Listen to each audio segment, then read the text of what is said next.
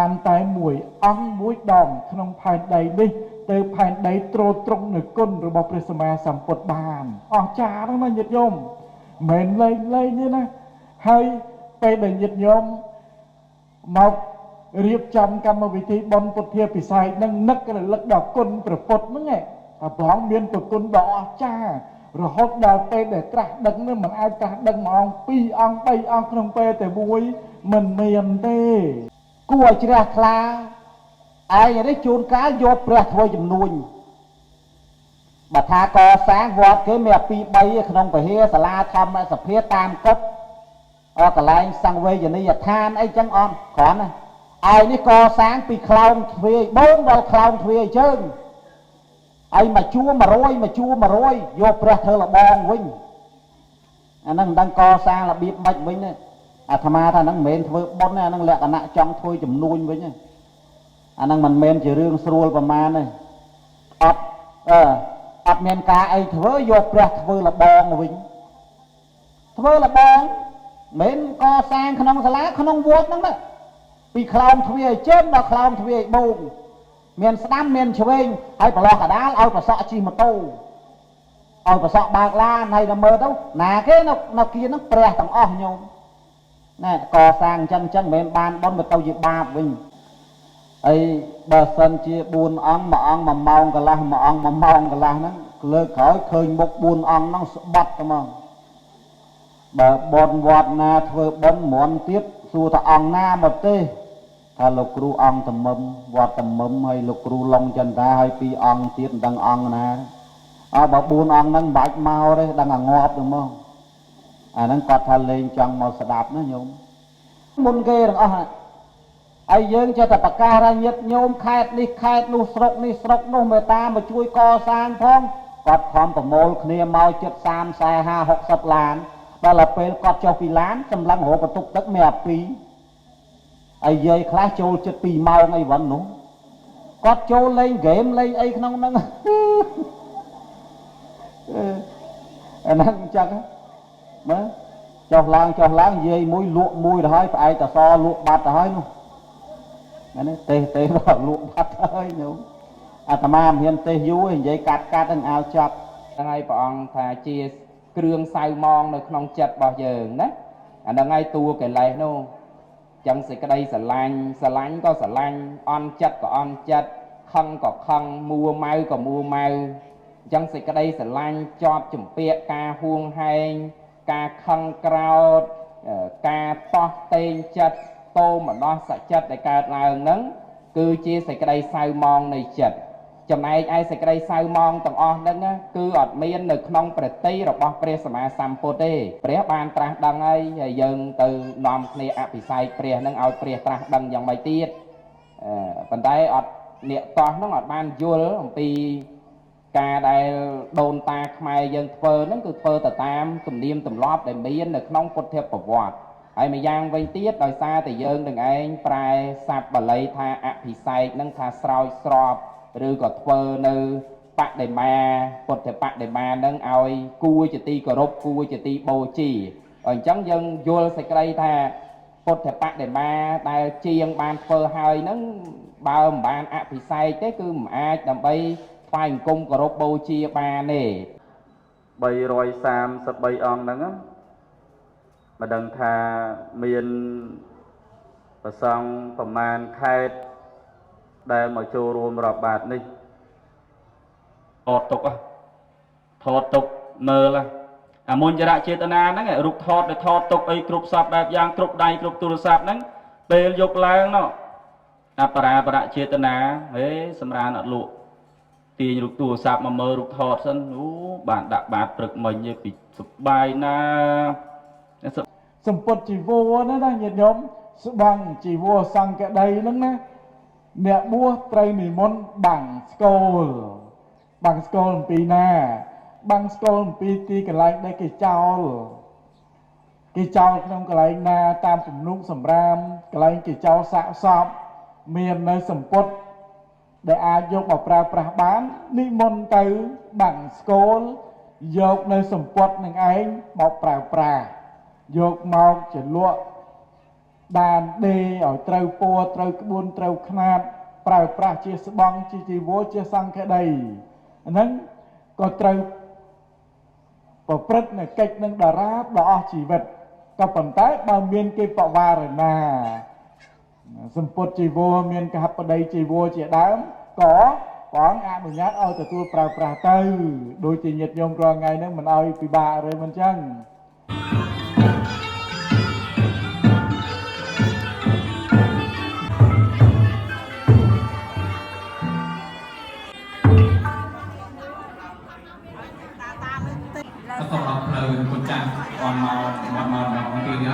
ដើម្បីស្ដែងប្រពុទ្ធសាសនា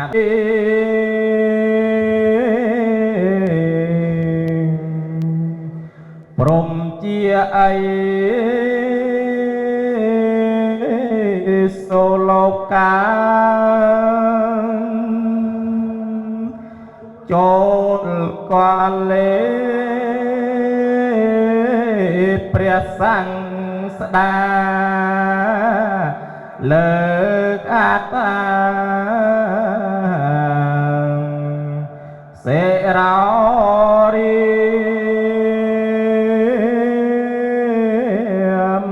ហើយពោលពីទូលតាង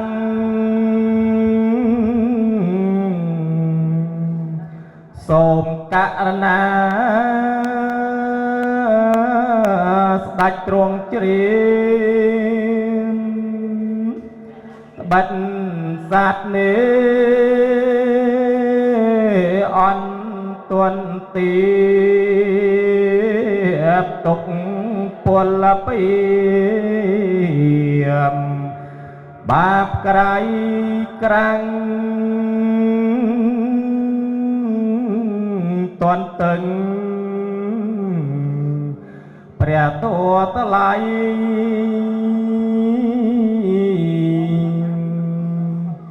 ជានិស័យបច្ច័យច្បាំងអីលើទ្រង់បានត្រាំងត្រេកអរណាំងពុំកន់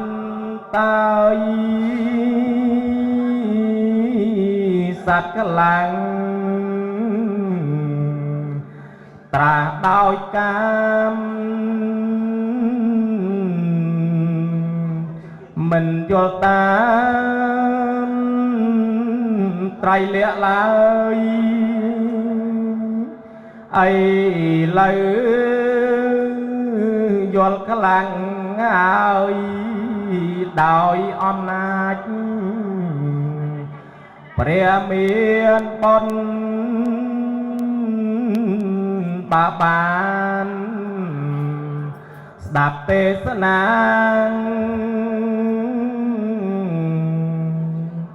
បញ្ញាខ្លាំងលើមុនសូមព្រះសង្ឃ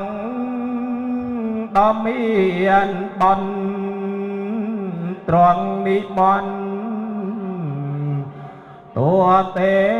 សនា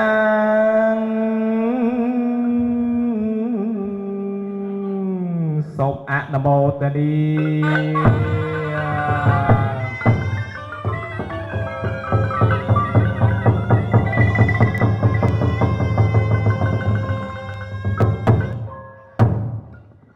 សព្វទានធម្មទានជានិតិធម្មទានឈ្នះអនទានទាំងពួងធម្មរសាំងសព្វរសោជានិតិរស់នៃព្រះធម៌ឈ្នះអស់រស់ទាំងពួងសព្វរតੰធម្មរតីជានិតិសេចក្តីត្រេកអរក្នុងព្រះធម៌ឈ្នះអស់សេចក្តីត្រេកអរទាំងពួងតណ្ហខយោសព្វទុក្ខំជានិតិកិរិយាអស់ទៅនៃតណ្ហាឈ្នះអស់សេចក្តីទុក្ខទាំងពួងសកសោសាំងលេបតេបញ្ញាការស្ដាប់ព្រះធម៌ដោយគោរពរមែងកើតមាននៅបញ្ញាឧកាសៈអរតនាងធម្មទេសនាងការោមិបបិទ្ធគុណចាស់ដល់ចម្រើនទុគុណចាស់ មេត្តាអនុគ្រោះសម្ដែងនៅព្រះធម៌ដើម្បីរំភ្លឺយកខ្ញុំជាពុទ្ធបរិស័ទដោយសេចក្តីអនុគ្រោះសូមអនុមោទនាស្ដាប់នៅព្រះធម៌ទេសនាទាំងអស់គ្នា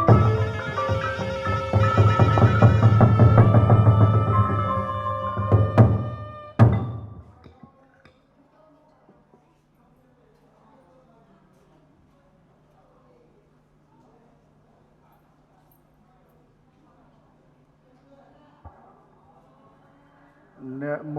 ตัสสะภะคะวะโตอะระหะโตสัมมาสัมพุทธัสสะนะโมตัสสะภะคะวะโตอะระหะโตสัมมาสัมพุทธัสสะนะโมตัสสะภะคะวะโตอะระหะโตสัมมาสัมพุทธัสสะวันเตียมิพุทธิหังกุณาสากรันตังទូលព្រះបង្គំខ្ញុំព្រះករុណាសូមក្រាបថ្វាយបង្គំចំពោះព្រះសម្មាសម្ពុទ្ធព្រះអង្គមាននៅព្រះគុណបីដូចជាសាគរវន្ទាមិធម្មំសុគតេនវតੰខ្ញុំព្រះករុណាសូមក្រាបថ្វាយបង្គំចំពោះព្រះធម៌ដែលព្រះសុគតជាសាស្តាចារ្យលើអស់ពពួកទេពតានិងមនុស្សទាំងឡាយព្រះអង្គទ្រង់ប្រកាសសម្ដែងទុកហើយដោយប្រពៃវន្ទាមិសង្ឃហੰមុនិរាជបតੰខ្ញុំព្រះករុណាសូមក្រាបថ្វាយបង្គំចំពោះព្រះសង្ឃសាវកដែលជាបុត្ររបស់ស្ដេចនៃអ្នកប្រាជ្ញដោយសេចក្តីគោរពនិងដោយសេចក្តីជ្រះថ្លាដោយយ៉ាងខ្លាំងក្រៃលែងគ្រប់កាលទាំងពួងនមស្ការថ្វាយបង្គំចំពោះព្រះដេចគុណព្រះគ្រូចៅអធិការប្របីដាសង្ឃព្រះគ្រូសូត្រឆ្វេងស្ដាំការកៈធេរានុធេរៈគ្រប់ព្រះអង្គទាំងអស់ដែលមានប្រវត្តិមានគង់ជាអធិបតីនៅក្នុងទីអារាមនេះគ្រប់ព្រះអង្គដោយសេចក្តីគោរពកោតក្រែងនមស្ការថ្វាយបង្គំចំពោះព្រះគុណចង្គម្ចាស់ដែលជាព្រះធម្មកថាធិការចារ្យមានព្រះគុណចង្គម្ចាស់ឡុងចន្ទថាសួមកុសលគុណចាស់ព្រះអង្គសឿនសុនកំសុនណាហ្នឹងហើយសុទ្ធសឹងតែជាព្រះធម្មកថាល្បីប្រចាំស្រុកខ្មែរក្នុងថ្ងៃនេះមានឱកាសពេលវេលាបាននិមន្តមកជួបជុំគ្នាដើម្បីបានឱកាសពេលវេលានឹងសម្ដែងព្រះធម៌ជាកិច្ចធម្មទាននៅក្នុងកម្មវិធីបុណ្យពុទ្ធាភិសេកនិងរាប់បាតប្រគេនព្រះសង្ឃចំនួន333អង្គនៅក្នុងវត្តស្វាយធំដែលស្ថិតនៅក្នុងភូមិស្វាយធំឃុំអូដំបង2ស្រុកសង្កែខេត្តបាត់ដំបងកម្មវិធីរៀបចំចាត់ចែងប្រពបំពេញកិច្ចជាហោហែរហូតមកដល់ពេលនេះជាពេលវេលាដ៏សំគួរដែលព្រះគុណចង្គម្ចាស់ញាតិញោមគ្រប់មជ្ឈដ្ឋានទាំងអស់អញ្ជើញមកជួបជុំគ្នាដើម្បីត្រង់ត្រាប់ស្ដាប់នៅធម្មទេសនាដែលមានព្រះធម្មកថាធិការចារ្យ4ព្រះអង្គនៅលើគ្រែធម្មាសនៈរៀបចំចាត់ចែងអរតនីនៅព្រះធម៌មកប្រកាសជាធម្មទានការសម្ដែងពធទេសនាញាតិញោមពុទ្ធបរិស័ទបែបបទបុរាណមានក្រេ2ក្រេ3ក្រេ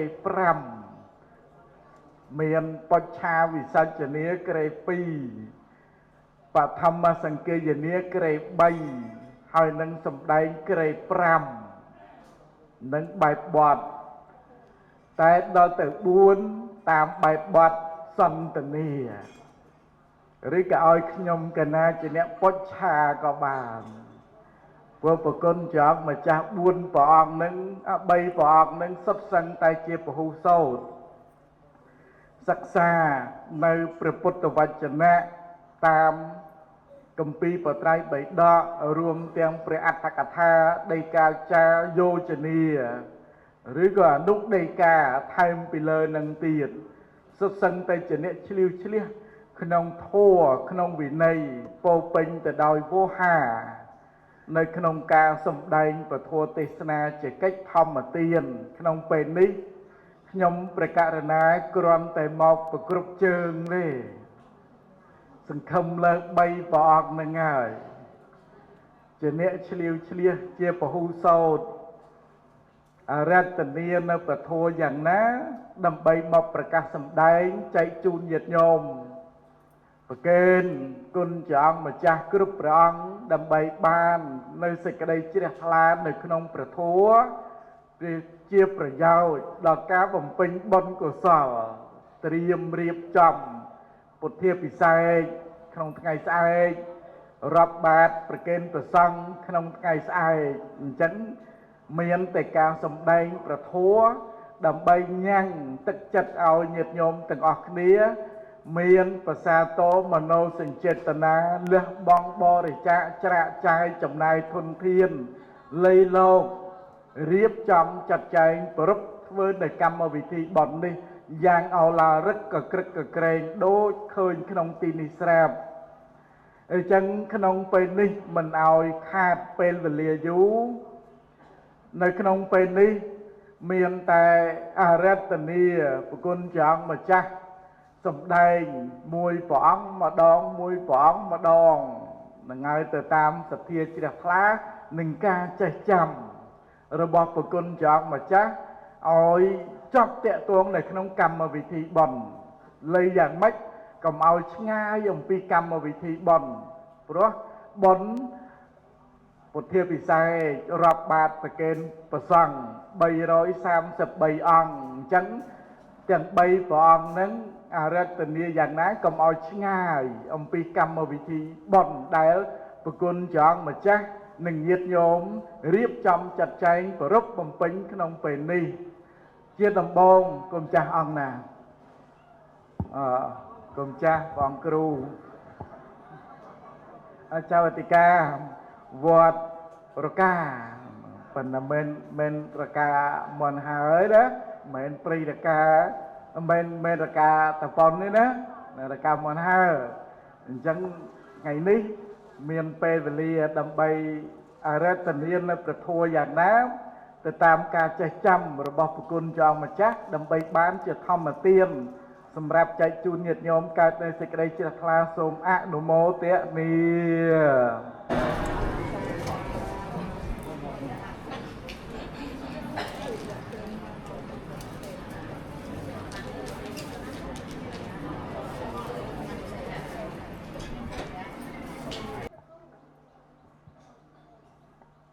นะโมตัสสะภะคะวะโตอะระหะโตสัมมาสัมพุทธัสสะ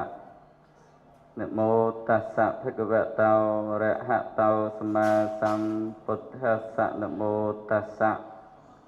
ภะคะวะโตอะระหะโตสัมมาสัมพุทธัสสะนะมัทธุรัตนติยស័កទូលព្រះបង្គំខ្ញុំបកណាសូមលំអរកាយថ្វាយបង្គំឧទ្ទិសដោយចំពោះគុណនៃព្រះរតនត្រ័យទាំង3ដោយសេចក្តីគោរពជ្រះថ្លាដល់ខ្ពង់ខ្ពស់ស្មើនឹងជីវិតសពកាលទាំងពួងសូមនមស្ការចំពោះព្រះអង្គគ្រូចៅតិកាព្រះសង្ឃគ្រប់ព្រះអង្គដែលគង់នៅក្នុងវត្តអម្ពវ័ននៅនាឱកាសវេលាពេលនេះដោយសេចក្តីគោរពជ្រះថ្លាសូមនមស្ការចំពោះព្រះអង្គគ្រូវណ្ណចន្ទដាជាអធិបតីនៅក្នុងឱកាសវេលាពេលនេះនិងព្រះអង្គគ្រូឡុងចន្ទថាព្រះអង្គគ្រូអត់ស្គាល់ទេសូមកុសលណាដោយសេចក្តីគោរពជ្រះថ្លាសូមចម្រើនពរញោមចាគណៈកម្មការ វេនលើដោយពុទ្ធបរិស័ទទាំងអស់ដែលបានមកត្រៀបត្រានៅក្នុងឱកាសវេលាពេលនេះអាត្មាភាពដូចជាកំសត់តិចហើយញោមអត់ស្គាល់វត្តស្វាយធំហើយអ្នកដែលទៅនិមន្តហ្នឹងអត់បានជួបទៀតហើយមកដល់នេះភ័យលោកគ្រូធំឲ្យសំដែងពធទេសនាមុនគេណាមកអង្គុយបានហ្នឹងនឹងកុំឲ្យចប់បានមុនគេអីខាងក្រោយគេលោកគ្រូងាកមកឆ្វេងដៃពឹបប៉ះមកតែម្ដងណាធ្លាប់តែអង្គុយក្បែរលោកគ្រូស្ដាប់ពធតែពេលនេះអង្គុយក្បែរលោកគ្រូទៅជាសំដែងពធរៀងចាញ់ស្រាប់លោកគ្រូណាភ័យផងអផងហើយមិនដឹងថាញោមទៅនិមន្តឲ្យព្រះអង្គគ្រូទៅនិមន្តនឹងដឹងតាមរយៈណាទេញោមអត់ដែលស្គាល់សោះអត់ដែលដឹងសួរញាតិញោមនៅជើងវត្តរកាគាត់អត់ស្គាល់ទាំងអស់តែគ្នាបាទចិត្តទៅភ័យផងអផងពីមុនដំបូងព្រះអង្គគ្រូថាទេសនាគ្រា3សួរធម្មកថាអង្គណាខ្លះសួរទៅថាព្រះអង្គគ្រូវណ្ណចន្ទាព្រលឹងដឹងហោះទៅដល់ណាទេញោមបងហើយមួយអង្គទៀតថាលោកគ្រូឡុងចន្ទថាមកចេះឆ្ងល់មិនបានមុនលោកគ្រូឡុងចន្ទថាពីបែកខាងកើតរហូតមកដល់បែកខាងលិចបានឆ្ងាយយ៉ាងអីហ្នឹងតាមខ្សែតាមបណ្ដាញណាញោមហើយព្រះអង្គកុសលយើងនៅខាងឯកភ្នំតែកណ្ដាលស្គាល់តែប្រភពតែអត់ស្គាល់មុខអធិស្ឋានលោកគ្រូអូស្គាល់តែប្រភពអត់ស្គាល់ជំនាញណាអធិស្ឋានអត់ស្គាល់តែប្រភពអត់ស្គាល់មុខចង់ឆ្ងល់ទៅប្រភពហើយនឹងមុខហ្នឹងយ៉ាងម៉េចជាស្រ័យហើយញោមដឹងរត់ធរពីណាទៅណាទេចែកជូនញាតិញោមទេមកដល់ឃើញកម្មវិធីបុណ្យ3រៀនបុណ្យពុទ្ធាពិសេសបុណ្យផ្កាប្រាក់បុណ្យរាប់បាតប្រសងរាប់បាតច្រើនណាស់ញោមឡើង333អង្គច្រើនទេញោមច្រើនទេ333អង្គហ្នឹងមិនមែនយកតែមកវត្តនេះទៀតតាមបណ្ដាវត្តទាំងអស់នៅក្នុងស្រុកសង្កែហើយក្នុងស្រុកសង្កែហ្នឹងមិនមែនមកវត្តហ្នឹងមានប្រសង់តែក្នុងស្រុកសង្កែទេមានតាមបណ្ដាខេត្តដតីមកអញ្ចឹងកិច្ចរាប់បាតនេះមិនដឹងថាប្រសង់ប្រមាណខេត្តទេមកចូលរួមរាប់បាតហ្នឹងណាញោម333អង្គហ្នឹងមិនដឹងថាមានប្រសង់ប្រមាណខេត្តដែលមកចូលរួមរាប់បាតនេះញោមសប្បាយទេកិច្ចរាប់បាតហ្នឹងមានរាល់ថ្ងៃទេអត់មានទេអញ្ចឹងបើមានហើយគួរតែកុំអោយរំលងញោមបុណ្យតាមភូមិមុនលោក4 5អង្គ8អង្គ10អង្គតែលោកគ្រូចៅតការៀងលោកបន្តិចរហូតដល់333អង្គច្រើនណាស់ដោយសារអីលោកចង់បណ្ដុះសទ្ធាញាតិញោមបន្ថែមបន្ទាប់ពីឃើញតែប្រសង់តិចចឹងទៅឃើញច្រើនចឹងហ្នឹងញាតិញោមជ្រះថ្លាបែបម៉េចញាតិញោមផ្គត់ផ្គង់បែបម៉េចទំនុកបំរុងបែបម៉េចតាមទំនៀមទម្លាប់ញោមកលេចទៅមើលសម័យពុទ្ធកាលសម័យពុទ្ធកាលញាតិញោមពុទ្ធបរិស័ទវត្តមួយមានប្រសង់ច្រើនណាស់ហើយពុទ្ធបរិស័ទសទ្ធិកហបតីអ្នកមាននៅក្នុងសម័យកាលនោះដោយច្រើនគឺទំនុកបំរុងគុតគង់ប្រសង់ទាំងអស់អង្គនៅក្នុងវត្តហ្នឹងមិនវត្តស្វាយធំយើងនេះមួយមានប្រសង់30-40អង្គញាតិញោមថាអូយច្រើនណាស់បើពោលតែច្រើនបែបហ្នឹងម្លេះអនាថបណ្ឌកសិទ្ធិក្តីលោកយាយវិសាខាក្តីប្រហែលជាមិនថ្វាយទានដល់ប្រសង់ទេញោមគ្រាន់តែវត្តចេតពុនមួយមានភិក្ខុសង្ឃយ៉ាងច្រើនហើយការថ្វាយទានគឺអត់មាន1អង្គ2អង្គទេទាំងអស់អង្គអញ្ចឹងកន្ទឹងនឹងឃើញប្រសង់ច្រើនបែបនេះ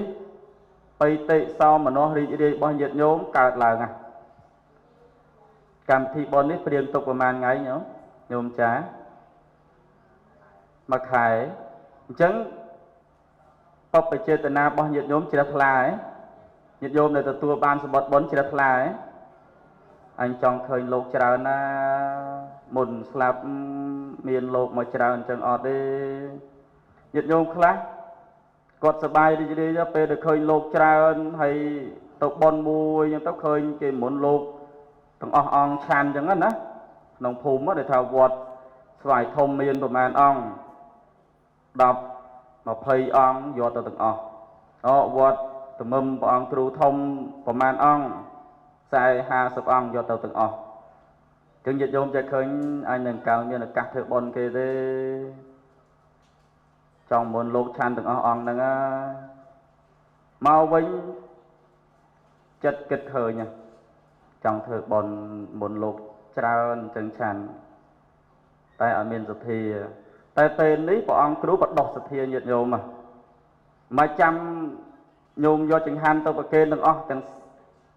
333អង្គហ្នឹងទេញោមមានតែ10អង្គញោមដាក់តែ10អង្គក៏បានញោមមាន20អង្គដាក់តែ20អង្គក៏បានអត់ជាបញ្ហាអីទេប៉ុន្តែសទ្ធាជ្រះថ្លារបស់ញាតិញោមពុទ្ធបរិស័ទដែលលោកឲ្យឈ្មោះថាបព្វជេតនារបស់ញាតិញោមនោះតាំងតែអំពីហេតុដែលបានដឹងថាកម្មវិធីបុណ្យវត្តស្វាយធំហ្នឹងនិមន្តព្រះសង្ឃរហូតដល់333អង្គដាក់បាតកូនណាយើងត្រូវរៀបចំអីខ្លះម៉ែចង់ដាក់បាតព្រះសង្ឃមិនងាយមានឱកាសបានច្រើនចឹងទេម៉ែចង់ដាក់ម៉េចចង់ដាក់ភេសជ្ជៈខ្លះមីខ្លះទៅអញ្ចឹងណាអញ្ចឹងកូនគេបំពេញបំណងកូនបំពេញបំណងនោះទៀតចិត្តកាន់តែជ្រះថ្លាទៀតកូនប្រកបទៅដោយកន្លងធម៌ដែរចិត្តជ្រះថ្លានេះគេស្បាយពេលមកប្រាក់រីករាយរំភើបជាមួយដែលរីករាយរំភើបជាមួយបំពេញបំណងដែរអាចកាត់ទៅអស់ទៀតហ្នឹងមកយូរបានទៅដល់ថ្ងៃរកថ្ងៃថ្ងៃណាទេលេងកែសូតាថ្ងៃណាបុណ្យវត្តយើងថ្ងៃទី2 ខែ 3ហ្នឹងអូទៅយូរទៀតបានណាអញ្ចឹងចាប់ផ្ដើមការចិត្តជ្រះថ្លានេះគេសប្បាយបព្វជេតនារបស់ញាតិញោមមានហើយមុនចរចេតនានេះញោមសប្បាយនេះញោមសប្បាយនេះបានស្ដាប់ពធទេសនាពីព្រះអង្គគ្រូដតី4ព្រះអង្គបានអត់ល្បីអត់ល្បាញទេញោមតែនៅជើងវត្តអាការហ្នឹងគេស្គាល់ផុតពីហ្នឹងមកអត់មានអ្នកស្គាល់ទេប៉ុន្តែបើព្រះអង្គគ្រូវណ្ណចន្ទាព្រះអង្គគ្រូឡុងចន្ទថាអីបែកទេញោមតាមខ្សែអាចមកធ្លាប់លោកគ្រូទៅសំដែងធម៌នៅឯវត្តអាការម្ដងគង់ស្ដាប់លោករស់ណាស់ញោមកាលហ្នឹងអត់ទាន់ស្គាល់ពនាមលោកច្បាស់ទេទៅពេលគេថាងលោកគ្រូវណ្ណចន្ទាហ្នឹងធ្លាប់តែឮលោកសំដែងធម៌បែបពុច្ឆាវិសច្ចនីជាមួយនឹងព្រះអង្គគ្រូសានភិរេតណាញោមចេះតែចង់ស្គាល់ប្រភពលោកផ្ទាល់ហើយសំឡេងលោកថានិយាយតាមត្រង់ណាញោមស្មានតែលោកតាទេសំឡេងលោកគ្រូទៅពេលជួបតែលោកគ្រូដូចក្មេងប៉ុន្តែលោកគ្រូស្រកសាច់ច្រើនកាលមុននឹងមានសាច់អញ្ចឹងញោមបានស្ដាប់មញ្ញរចេតនាបានបំពេញអស់ហើយទាំងថ្នាក់ទានទាំងថ្នាក់សិលទាំងថ្នាក់ភាវនាអីទាំងអស់បានមូលផ្ដុំគ្នាយ៉ាងច្រើនចម្រើនជាបុណ្យកុសលណាញោមស្អែកឡើងចាប់ផ្ដើមចង់ឃើញ333អង្គហ្នឹងយ៉ាងម៉េចប្រងព្រាបទៀត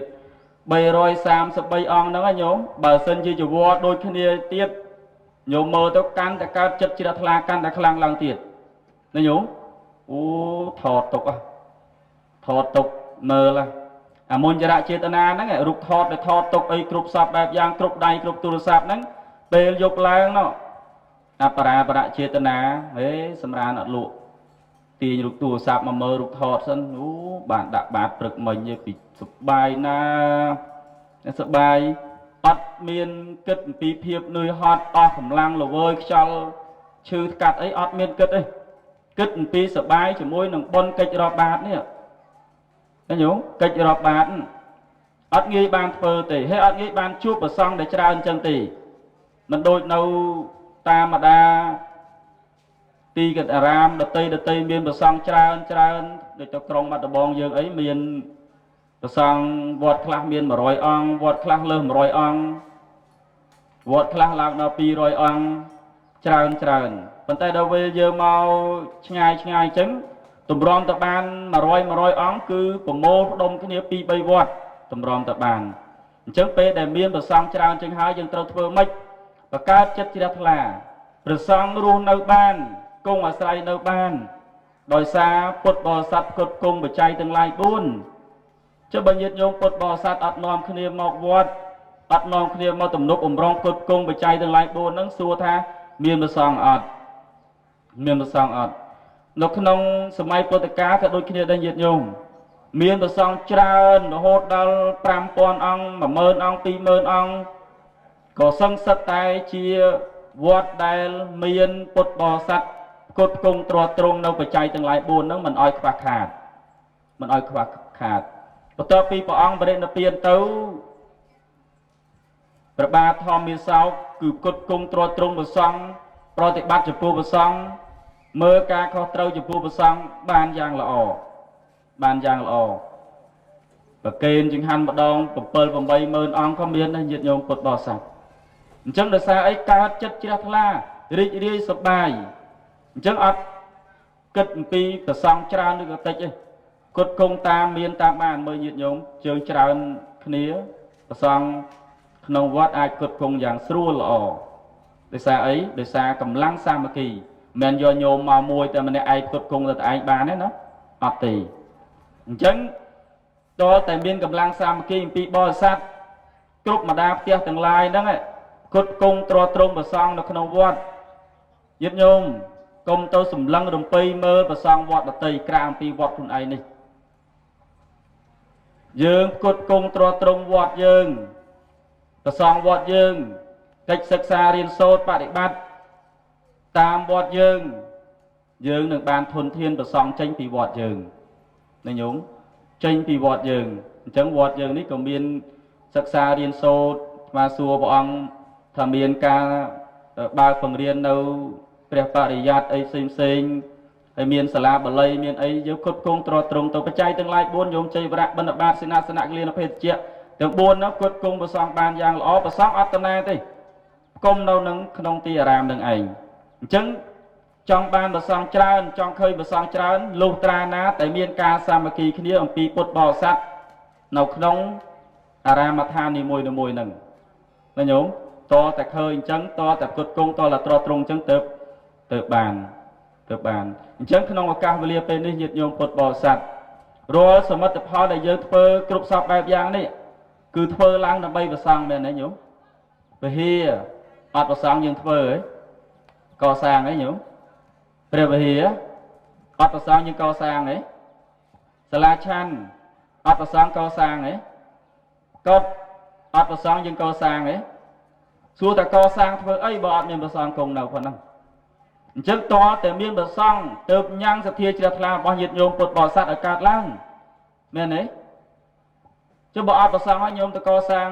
ឲ្យអ្នកណាគេនៅឲ្យព្រៀបនៅហ៎ឲ្យសត្វនៅហ៎ថាតើតែមានប្រសង់ទៅញ៉ាំងចិត្តនឹងឲ្យជ្រះថ្លាកសាងនៅសេនាសនៈទានទាំងនោះដើម្បីគត់គង់ទ្រទ្រង់ប្រសង់ប្រើប្រាស់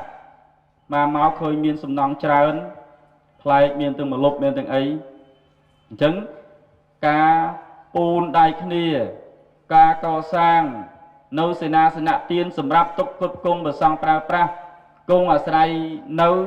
នេះជាសទ្ធាជ្រះថ្លារបស់ញាតិញោមពុទ្ធបរិស័ទណាញោមអញ្ចឹងកសាងទាំងសេនាសនៈទានកសាងទាំងប្រសង់ផ្ដល់ទាំងចំណេះដឹងគ្រប់សពបែបយ៉ាងប្រកេនចំពោះប្រសង់ចំពោះព្រះអង្គអញ្ចឹងក្នុងឱកាសវេលាពេលនេះជាភ័ព្វព្រេងវាសនាញាតិញោមពុទ្ធបរិស័ទបាន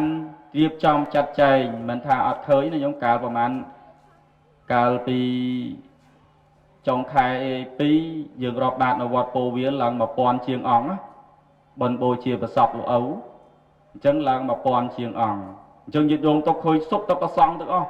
យ៉ាងក្រហមព្រឹសនៅឃើញនៅសម័យចិត្ត ពេលណាបានរាប់បានអញ្ចឹងទៀតពេលណាឃើញប្រសងច្រើនយ៉ាងទៀតគិតចង់ឃើញអញ្ចឹងពេលហ្នឹងព្រះអង្គគ្រូចាតិកាមកពេញបំណងថារាប់បាតរៀបចំចាត់ចែងធ្វើបុណ្យផ្កាប្រាក់ពុទ្ធាពិសេសនិងរាប់បាតប្រសងម្ដងទៅឲ្យញាតិញោមសប្បាយចិត្តមិនចាំហត់ទៅឆ្ងាយអញ្ចឹងញាតិញោមនៅក្បែរនេះបានមកជុំគ្នានៅទីកន្លែងវត្តស្វាយធំយើងនេះបានរៀបចំចាត់ចែងរាប់បាតទាំងអស់គ្នា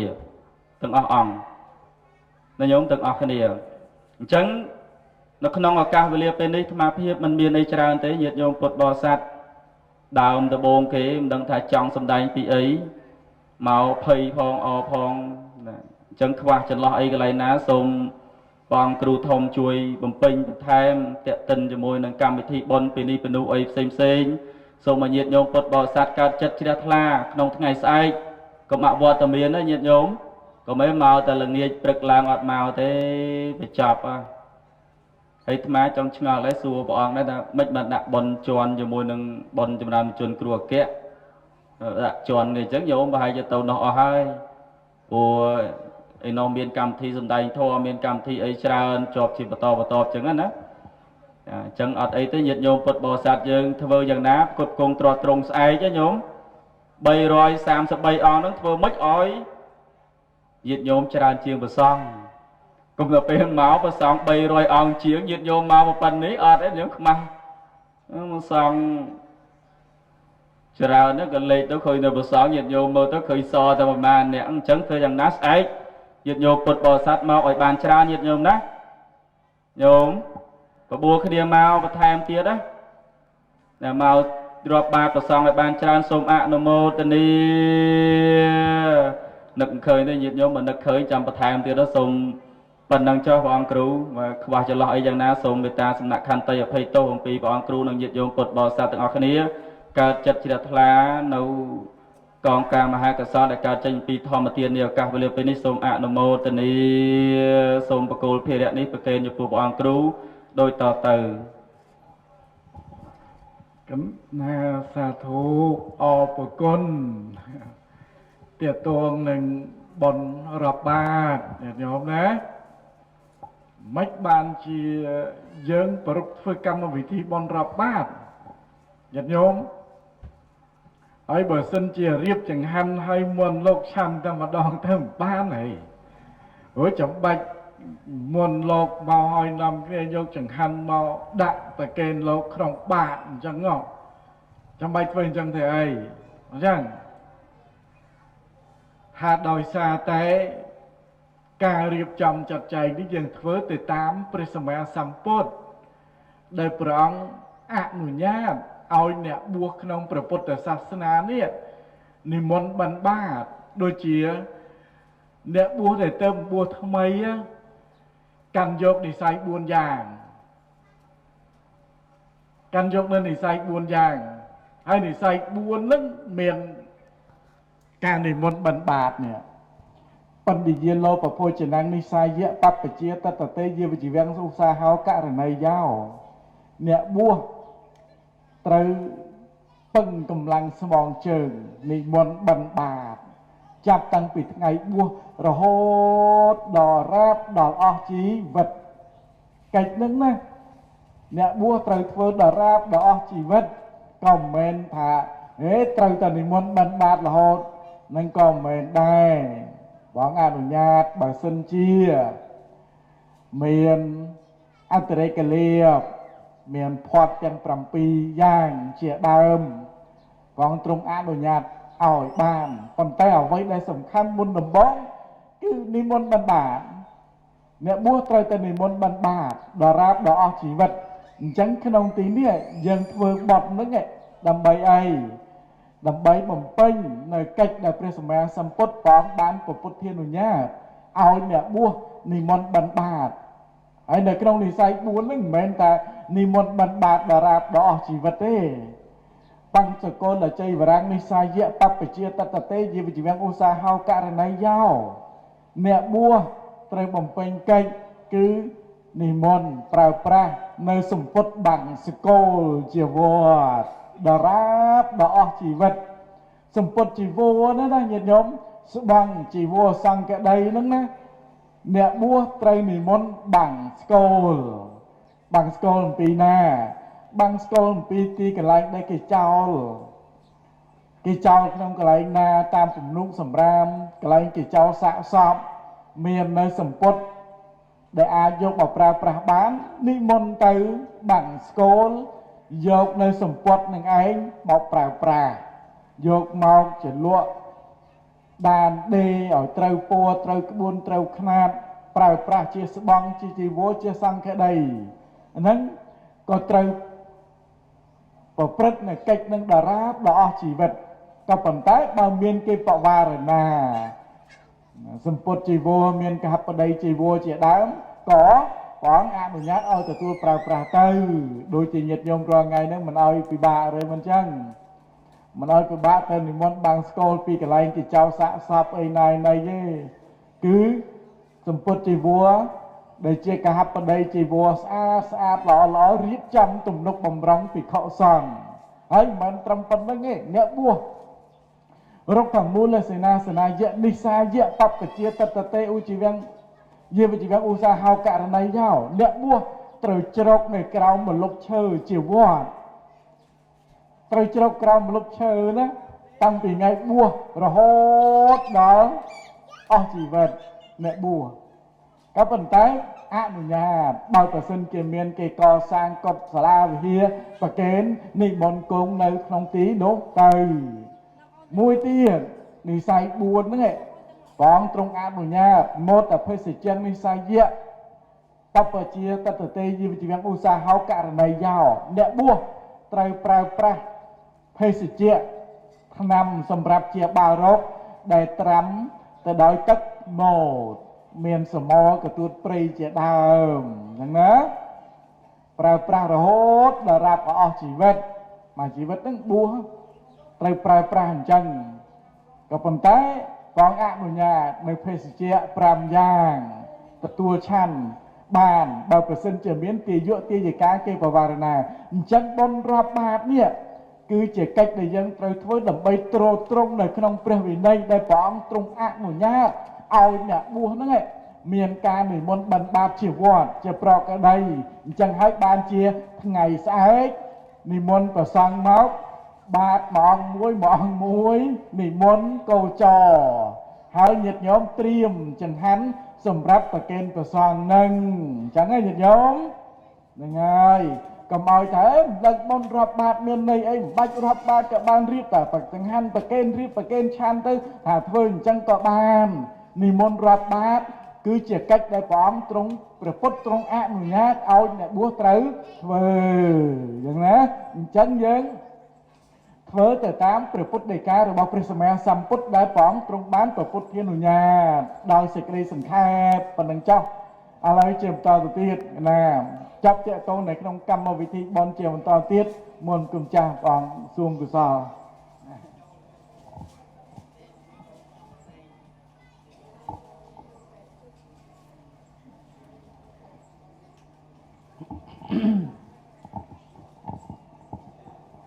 សូមនមស្ការថ្វាយបង្គំចំពោះគុណប្រតនត្រ័យដោយសេចក្តីគោរពជ្រះថ្លាសពការសូមនមស្ការថ្វាយបង្គំចំពោះព្រះអង្គគ្រូព្រះមហាថេរៈវត្តតមឹមដោយសេចក្តីគោរពកោតក្រែងដែលព្រះអង្គគ្រូជាអធិបតីនៅក្នុងការប្រកាសសម្ដែងនៅព្រះធម៌ក្នុងកម្មវិធីបុណ្យវត្តអមពវ័នស្វាយនេះសូមនមស្ការថ្វាយបង្គំចំពោះព្រះអង្គគ្រូព្រះធម្មកថាចារ្យទាំងពីរព្រះអង្គគ្រូវត្តប្រកានិងព្រះអង្គគ្រូឡុងចន្ទថាដោយសេចក្តីគោរពកោតក្រែងហើយនឹងជាពិសេសសូមនមស្ការថ្វាយបង្គំចំពោះព្រះអង្គគ្រូអគ្គប្រាសាទតោសុករក្សានដែលជាចាស់កម្មវិធីបុណ្យដោយសេចក្តីគោរពកោតក្រែងនមស្ការថ្វាយបង្គំព្រះអង្គគ្រូចាតកាគ្រូសូត្រប្រធេរៈគ្រប់ព្រះអង្គទាំងអស់ដោយសេចក្តីគោរពកោតក្រែងសពកាលប្រានពោញាតិញោមឧបាសកបាសិកាប្រុសស្រីគ្រប់គ្នាដែលបានអញ្ជើញមកចូលរួមនៅក្នុងកម្មវិធីបុណ្យពុទ្ធាភិសេកការប្រាក់មហាសាមគ្គីនិងបុណ្យរាប់បាតព្រះសង្ឃចំនួន333ព្រះអង្គ នៅក្នុងវត្តអំបវ័នហើយវត្តស្វាយនៅក្នុងភូមិស្វាយធំឃុំអូដំបង2ស្រុកសង្កែខេត្តបាត់ដំបងយើងនេះ ហើយខ្ញុំគណៈអាត្មាក៏នឹងបានលើកយកនៅព្រះធម៌របស់ព្រះសម្មាសម្ពុទ្ធយកមកប្រកាសសម្ដែងប្រកេនចែកជូនគណៈគុណចាស់ញាតិញោមប្រុសស្រីគ្រប់គ្នាទាក់ទងនឹងកម្មវិធីបុណ្យពុទ្ធាភិសេកពុទ្ធាភិសេកនឹងមកពីពុទ្ធៈហើយនឹងអភិសេកៈពីស័ព្ទនឹងបូកបញ្ចូលគ្នាទៅហើយយើងបើតាមបាលីគឺលុបស្រៈខាងដើមហើយទីខៈស្រៈអរបស់អភិសេកៈនឹងទៅជាស្រៈអាទៅបូកបញ្ចូលគ្នាទៅជាពុទ្ធាភិសេកៈហើយយើងអានមកជាខ្មែរយើងថាពុទ្ធាភិសេកទៅតាមធម្មតានៃការប្រែបាលីយើងតែងតែប្រែថាស្រោចស្រពចំពោះព្រះពុទ្ធបដិមាដែលយើងទៅតែបានកសាងឡើងថ្មីទៅតាមទំនៀមទម្លាប់នៃពុទ្ធប្រវត្តិដែលជាប្រវត្តិរឿងរ៉ាវរបស់ព្រះសម្មាសម្ពុទ្ធដែលមានតាំងពីកាលដែលព្រះអង្គមិនតាន់បានត្រាស់ដឹងគឺយើងបានយកទំនៀមទម្លាប់តាមនាងសុជាតាស្វាយមធុបាយៈដល់ព្រះបរមពោធិសត្វហើយក្រោយមកព្រះបរមពោធិសត្វក៏ព្រះអង្គទ្រង់បានពូតនៅមធុបាយៈនឹងទៅជា49ពំនូតហើយក្នុងមួយពំនូតហ្នឹងក៏បានឧបត្ថម្ភទ្រទ្រង់ព្រះវរកាយរបស់ព្រះសម្មាសម្ពុទ្ធមួយថ្ងៃរហូតគ្រប់49ថ្ងៃនៅក្នុងរយៈកាលដែលព្រះអង្គទ្រង់ត្រាស់ដឹងឡើងនៅក្នុងថ្ងៃ15កើតពេញបូរមីរាប់បន្តគ្នាទៅហៅថាសត្តមហាឋានទាំង7ក្នុងឋាននីមួយគឺព្រះអង្គទ្រង់គង់នៅមួយសប្តាហ៍អញ្ចឹងទាំងអស់វា7សប្តាហ៍បូកចូលគ្នាទៅ49ថ្ងៃហ្នឹងគឺព្រះអង្គអត់មានសោយនៅចង្ហាន់បិណ្ឌបាតអីទេលុះត្រាណាតែដល់7សប្តាហ៍កន្លងទៅព្រះសម្មាសម្ពុទ្ធព្រះអង្គទ្រង់បានទទួលនៅសដៅដុំនិងសដៅផង់អំពីតបោសៈនិងផលិកៈដែលជានាយពាណិជ្ជពីអ្នកធ្វើដំណើរចេញពីសវណ្ណភូមិយើងនេះទៅរស់ស៊ីនៅឯប្រទេសឥណ្ឌាហើយសម័យសពថ្ងៃនេះនៅនឹងរដ្ឋមូនហើយបានធ្វើមហាចេតិយដែលបិទទៅដោយមាសសពថ្ងៃនៅក្នុងប្រទេសភូមាហ្នឹងគឺចេតិយបច្ចេតិយស្វេដកុងចេតិយគឺជាទីតម្កល់នៅព្រះកេសធាតុគឺសក់របស់ព្រះសម្មាសម្ពុទ្ធដែលតបោសៈនិងផលិកៈបានសុំនៅវត្ថុអនុស្សាវរីយ៍អំពីព្រះសម្មាសម្ពុទ្ធហើយបានឧបាសកដែលគាត់បានដល់នៅព្រះពុទ្ធជាទីពឹងព្រះធម៌ជាទីពឹងដែលហៅថាទ្វេវាជាកឧបាសកហ្នឹងហើយបាននាំយកនៅព្រះកេសធាតុរបស់ព្រះអង្គមកជាទីសក្ការៈគោរពបូជាហើយទៅតាមប្រវត្តិគឺគាត់ទាំងពីរនាក់ហ្នឹងជាជនជាតិមូនមាននៅសពថ្ងៃនៅប្រទេសភូមាហ្នឹងមានរដ្ឋមួយគេហៅថារដ្ឋមូនហើយមាននៅប្រើប្រាស់ភាសាដើមកំណើតមូនដែលភាសាខ្លះហ្នឹងគឺស្រៀងនឹងខ្មែរយើងអញ្ចឹងដែរហើយសំបីតែការសូត្រធម៌អីក៏មានអេមានអាអីដូចស្រៀងនឹងខ្មែរយើងនឹងច្រើនគ្រាន់តែថារាប់រយពាន់ឆ្នាំមកឃ្លាតឆ្ងាយពីខ្មែរយើងយូរទៅអញ្ចឹងទៅក៏ការផ្លាស់ប្ដូរសំនៀងទៅតាមភូមិមាហ្នឹងក៏ច្រើនជាងប៉ុន្តែរដ្ឋមូនហ្នឹងមានរហូតដល់សពថ្ងៃហ្នឹងនេះខ្ញុំគណៈអាត្មាភាពលើកពីពុទ្ធប្រវត្តិនៃការរំលេចហ្នឹងដើម្បីឲ្យពុទ្ធបរិស័ទយើងបានយល់ឃើញថាទំនៀមទម្លាប់ខ្មែរយើងដែលបានរៀបចំធ្វើមាននាងសុជាតាមានបណ្ណាទាស័យមានប្រអិននឹងមកចុះរៀបចំរក្សាភ្លើងមានចក្រឡោកបាលទាំង4នឹងកាន់ប្រខ័ណ្ឌរក្សាទិសទាំង4មានមហាព្រំនឹងកាន់ខ្លោះដើម្បីបាំងដល់មធុបាយៈដែលនាងសុជាតាបានចំអិននឹងគឺយកទៅតាមប្រវត្តិរឿងរ៉ាវរបស់ព្រះសម្មាសម្ពុទ្ធប្រវត្តិរឿងរ៉ាវរបស់នាងសុជាតាដែលបានធ្វើមធុបាយៈថ្វាយទៅដល់ព្រះបរមពោធិសត្វនឹងហើយជាចុងក្រោយក៏យើងមានកម្មវិធីស្រែកបច្ច័យខុសថ្វាយចំពោះព្រះអង្គក៏យកទៅតាមទំនៀមនៃពុទ្ធប្រវត្តិដែលពេលដែលព្រះអង្គទ្រង់បានយកឈ្នះនៅមេរាធិរាជហើយពួកទេវតាមានប្រអិនមានប្រព្រំជាដើមនឹងបាននាំគ្នាយកនៅគ្រឿងសក្ការៈបូជាជាច្រើនមកបូជាថ្វាយដល់ព្រះអង្គហើយក៏នាំគ្នាស្រែកសាទរថាព្រះពុទ្ធដ៏មានសេរីព្រះអង្គទ្រង់ឈ្នះមារហើយមារមានចិត្តបាបចោះចាញ់ព្រះអង្គហើយ អាហ្នឹងគឺយើងយកទំនៀមទៅតាមហ្នឹងតែក្រោយមកសម័យ យើងសពថ្ងៃនេះ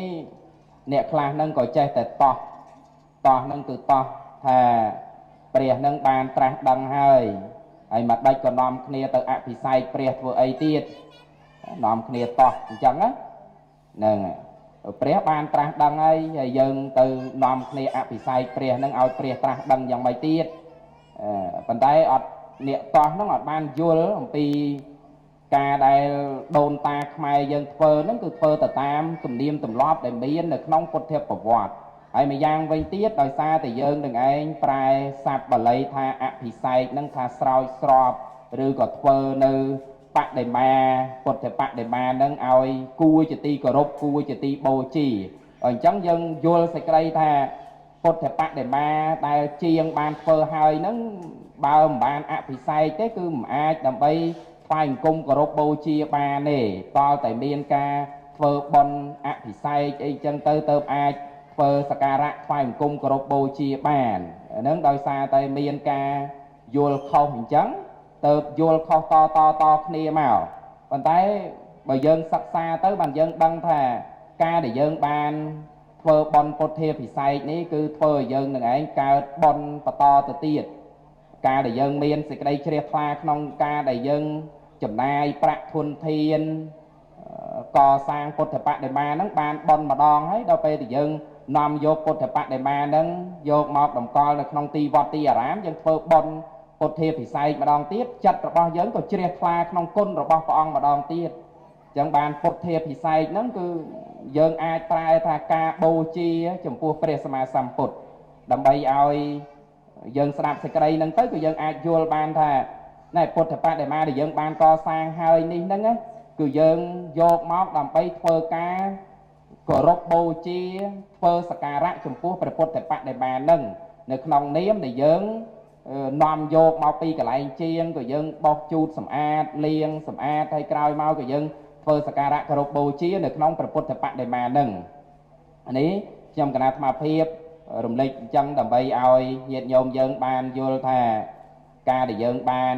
ជាវព្រះឬក៏ឲ្យជាងបានធ្វើព្រះហ្នឹងទោះបីជាយើងធ្វើបុណ្យក្តីមិនបានធ្វើបុណ្យក្តីក៏នៅតែអាចថ្វាយបង្គំធ្វើសក្ការៈគោរពបូជាបានប៉ុន្តែបើកាលណាតែយើងបានធ្វើបុណ្យអញ្ចឹងគឺធ្វើយើងថែមបុណ្យបន្ថែមទៀតហ្នឹង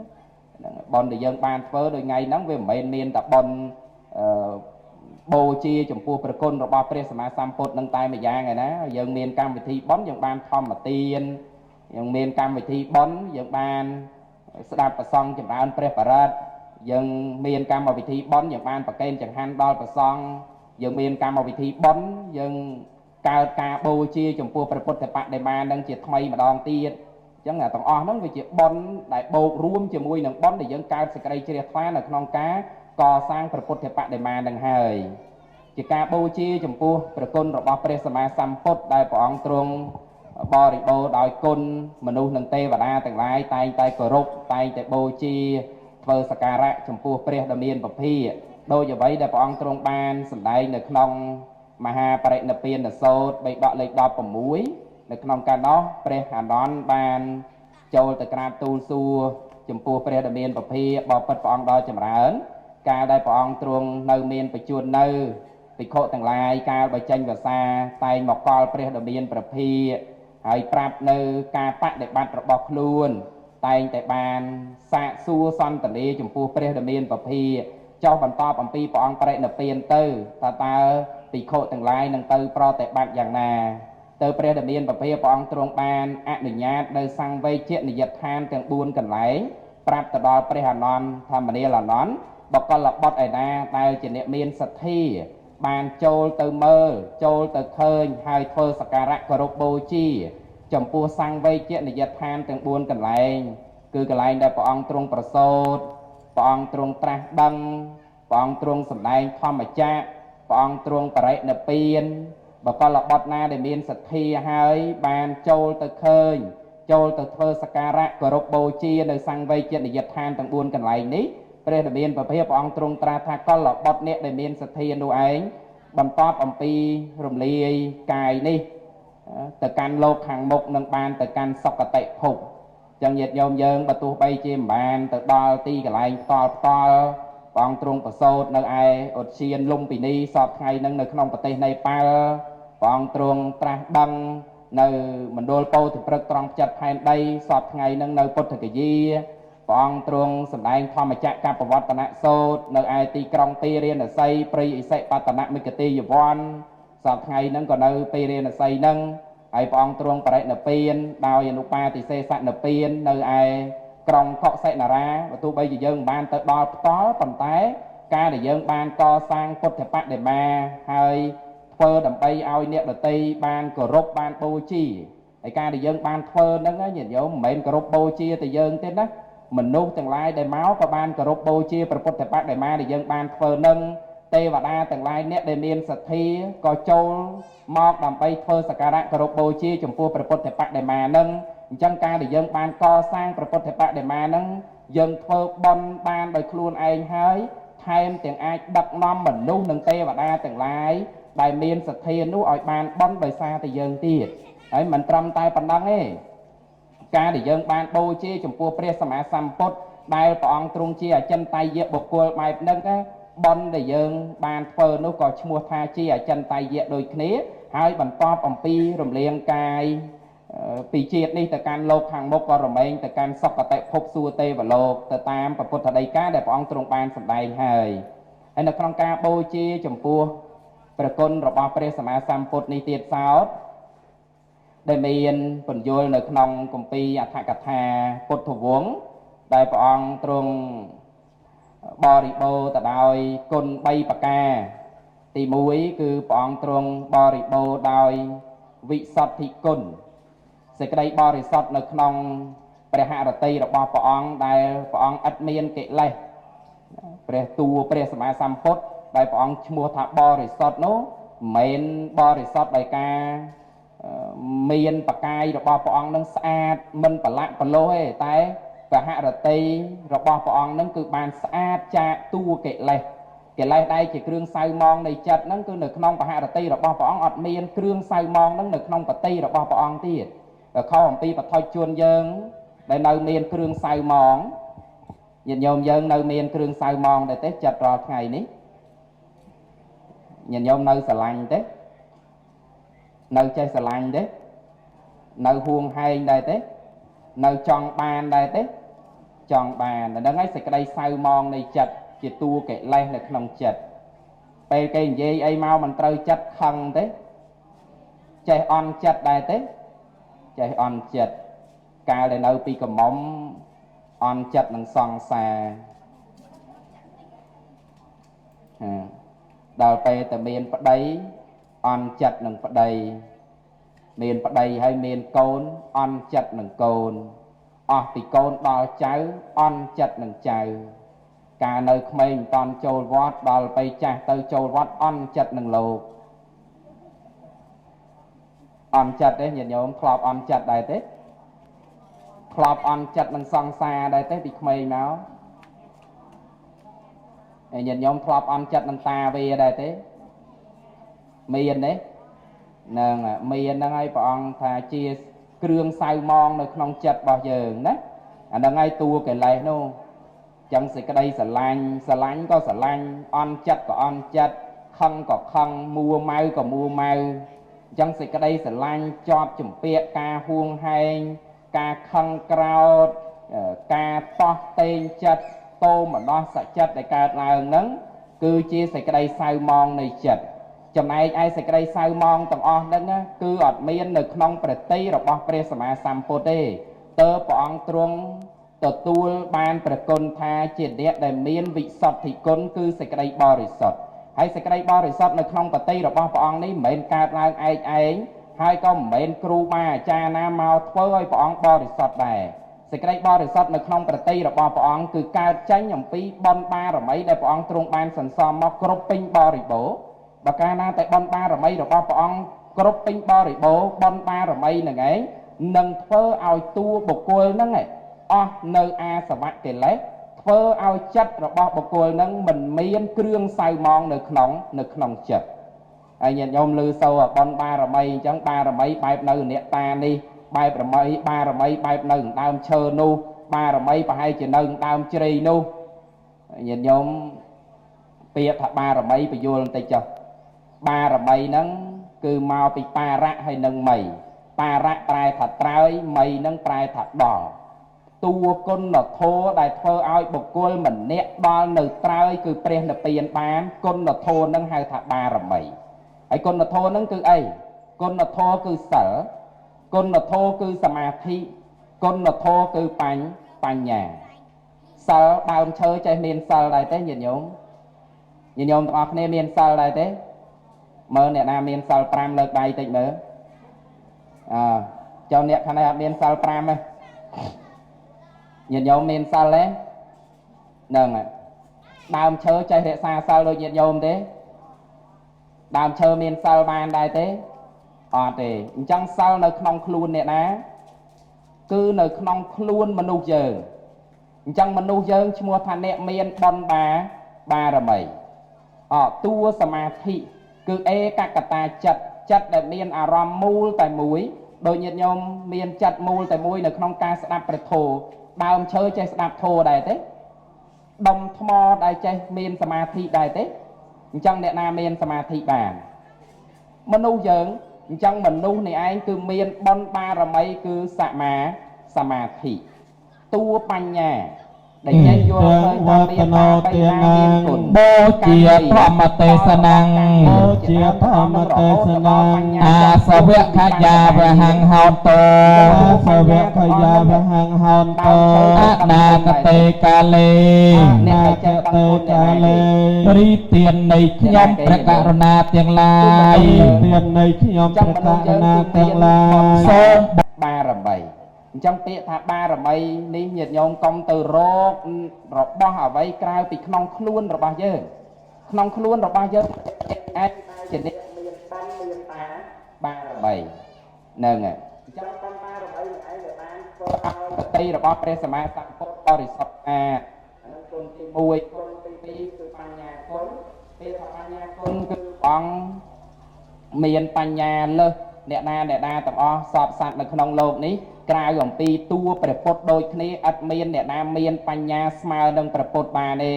ដែលព្រះអង្គទ្រង់មានសម្បយុត្តញ្ញាណដឹងសពដឹងគ្រប់មានអាសវៈខយញ្ញាណដែលចូលទៅកម្ចាត់បងនៅអាសវៈកិលេសមានចតោបបាតញ្ញាណដែលដឹងនៅការចុតិនិងបដិសន្ធិរបស់សត្វអញ្ចឹងឥតមានអ្នកណាដែលអាចដឹងសពដឹងគ្រប់ដូចជាព្រះសម្មាសម្ពុទ្ធបានទេតើព្រះអង្គទ្រង់មានបញ្ញាគុណនឹងហើយចុងក្រោយគឺព្រះអង្គទ្រង់មានករុណាគុណ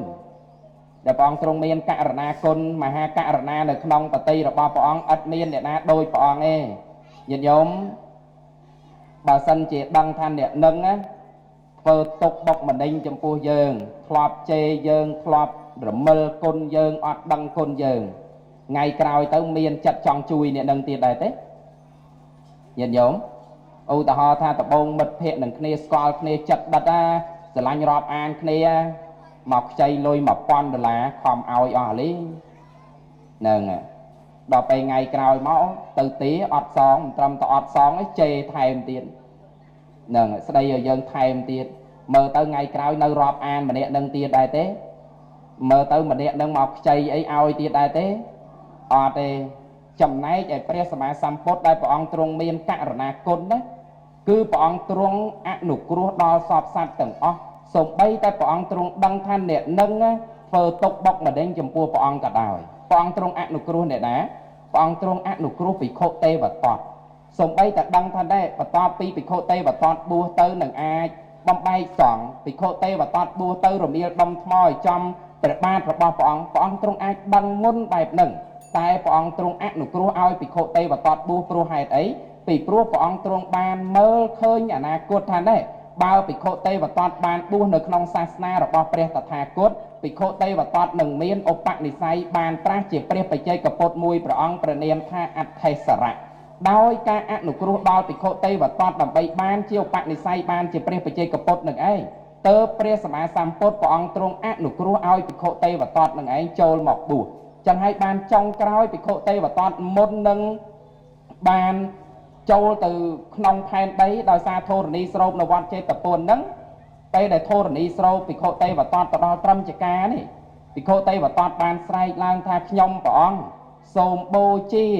នៅសាច់ផងឈាមផងឆ្អឹងផងរបស់ខ្ញុំព្រះអង្គនេះឯងថ្វាយចំពោះព្រះសម្មាសម្ពុទ្ធណែភិក្ខុទេវតតមុន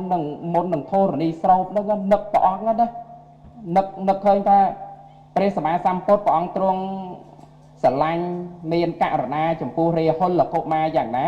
សូម្បីអាត្មាអញនេះក៏ព្រះសម្មាសម្ពុទ្ធព្រះអង្គទ្រង់តែងតែអនុគ្រោះដល់អាត្មាអញយ៉ាងនោះដូចគ្នាទៅភិក្ខុទេវតតភ្ញាក់ខ្លួនឲ្យបរិវាររបស់លោកសែងលោកមកកាន់វត្តចេតពុនដើម្បីកល់ព្រះសម្មាសម្ពុទ្ធតែដោយអំណាចនៃបាបរបស់លោកធ្ងន់ពេកក៏មិនបានជួបព្រះអង្គនេះខ្ញុំកណាអាត្មាភាពរំលេចកន្លែងហ្នឹងបន្តិចមកដើម្បីឲ្យឃើញទៅដល់ករណាគុណរបស់ព្រះអង្គដែលព្រះអង្គទ្រង់អនុគ្រោះបានរហូតទៅដល់បុគ្គលដែលធ្លាប់បៀតបៀនព្រះអង្គមកសង្សារវដ្តមកហើយឯណោះហើយចឹងហើយបាននៅក្នុងអត្ថកថា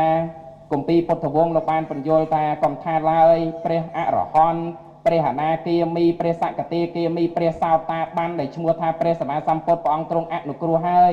សូម្បីតែបុគ្គលឯណាដែលបានយកនៅបរតនត្រ័យជាទីពឹងទីរលឹកពុទ្ធាំងសរណង្គេឆាមិធម្មាំងសរណង្គេឆាមិសង្ឃាំងសរណង្គេឆាមិបបិណ្ណ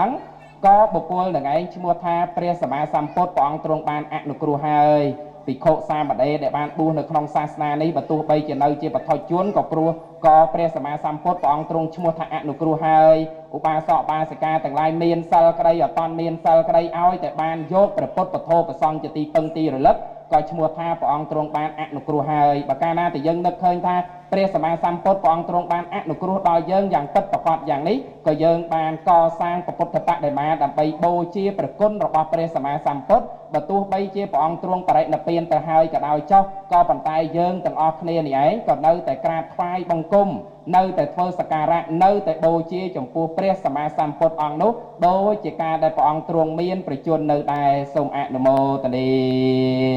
លើសលួសខ្វះខាតយ៉ាងណាសូមប្រកេនព្រះអង្គគ្រូជាធិបតីបំពេញបន្ថែមទេគណៈសាធុអរគុណគុំចាស់បងស៊ុំកសលដែលបានរតនីចាប់ទាក់ទងនឹងពុទ្ធិពិសេសនឹងចាប់ទាក់ទងនឹងប្រគុណរបស់ព្រះសម្មាសម្ពុទ្ធដែលបងមានប្រគុណមានវិសុទ្ធិគុណមានបញ្ញគុណនិងករណាគុណវិសេសវិសាលណាព្រះសម្មាសម្ពុទ្ធញាតិញោមពុទ្ធបរិស័ទដោយសារប្រគុណហ្នឹងណាដោយសារគុណរបស់ព្រះអង្គគង់ពោះថ្លៃថ្លាឧត្តមឧត្តមណាអញ្ចឹងបានក្នុងលោកនេះព្រះពុទ្ធមិនដែលបានត្រាស់ដឹងក្នុងពេលតែមួយពីរអង្គទេមូលហេតុអីថាមូលហេតុមកអំពីគុណនោះមានទម្ងន់ធ្ងន់ខ្លាំងពេកកាលណាបើមានព្រះពុទ្ធពីរអង្គត្រាស់ដឹងក្នុងពេលតែមួយផែនដីនេះមិនអាចទ្រទ្រង់នៅគុណរបស់ព្រះសម្មាសម្ពុទ្ធបានទេផែនដីនេះណាមិនអាចទ្រទ្រង់នៅគុណរបស់ព្រះសម្មាសម្ពុទ្ធបានទេអញ្ចឹងបានក្នុងលោកនេះព្រះពុទ្ធត្រាស់ដឹងតែមួយដងមួយអង្គតាមព្រះអត្ថកថាលោកបញ្យលដោយសារគុណរបស់ព្រះពុទ្ធនោះធំធេងណាស់តែក្នុងពេលដែលព្រះពុទ្ធត្រាស់ដឹងបានតែមួយអង្គមួយដងក្នុងផែនដីនេះទៅផែនដីទ្រទ្រង់នៅគុណរបស់ព្រះសម្មាសម្ពុទ្ធបានអស្ចារ្យណាស់ញាតិញោមមិនលេងទេណាហើយពេលដែលញាតិញោមមករៀបចំកម្មវិធីបុណ្យពុទ្ធាពិសេសនឹងនឹករលឹកដល់គុណព្រះពុទ្ធហ្នឹងឯងតែព្រះអង្គមានប្រគុណដ៏អស្ចារ្យរហូតដល់ពេលដែលត្រាស់ដឹងនឹងមិនអាចត្រាស់ដឹងមួយអង្គពីរអង្គបីអង្គក្នុងពេលតែមួយមិនមានទេញាតិញោមណាអត់មានទេមានតែមួយអង្គតែប៉ុណ្ណោះកុំច្រឡំណាកុំច្រឡំថាមានត្រាស់ម្ដងពីរអង្គឯងអត់មានទេណាមានព្រះសមណគោតមហើយមានប្រម៉ែកោរាជកោរោញឯណាមកទៀតអត់មានទេមានតែព្រះពុទ្ធសមណគោតមនឹងតែមួយប៉ុណ្ណោះបើផុតសាសនានេះទៅរហូតតទៅមុខទៀត នឹងបានមានព្រះសាមត្រីត្រាស់ដឹងឡើងយ៉ាងពិតប្រាកដនៅក្នុងលោកអញ្ចឹងក្នុងពេលនេះព្រះគឺមានតែមួយអង្គតែប៉ុណ្ណោះឯងព្រះសមណគោតមញាតិញោមជ្រះថ្លាក្នុងគុណរបស់ព្រះសម្មាសម្ពុទ្ធបូជាប្រគុណព្រះសម្មាសម្ពុទ្ធដោយការរៀបចំធ្វើបុណ្យពុទ្ធភាភិសេកញាតិញោមច្បាស់ក្នុងចិត្តឯនៅថ្វាយបង្គំព្រះច្បាស់ហើយនៅថ្វាយបង្គំព្រះធម៌ច្បាស់ហើយឬនៅថ្វាយបង្គំព្រះសង្ឃច្បាស់ហើយឬនៅថ្វាយបង្គំព្រះប្រយ័ត្នប៉ះដុំថ្មថ្វាយបង្គំព្រះធម៌ប្រយ័ត្នប៉ះសត្រាស្លឹករឹតថ្វាយបង្គំព្រះសង្ឃពិតប្រយ័ត្នប៉ះចំកូនអ្នកស្រោបចឹងឲ្យច្បាស់ណាញាតិញោម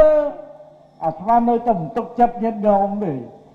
ខ្លាចតែថ្វាយបង្គំព្រះប៉ះចំដុំថ្មទេថ្វាយបង្គំព្រះធម៌ប្រយ័ត្នតែប៉ះសត្រាស្លឹករឹតថ្វាយបង្គំព្រះសង្ឃចាំតែកូនអ្នកស្រោបថ្វាយបង្គំព្រះប្រយ័ត្នប៉ះដុំថ្មសម្លឹងមើលតែតួរូបរបស់ព្រះសម្មាសម្ពុទ្ធតែប៉ុណ្្នឹងឯង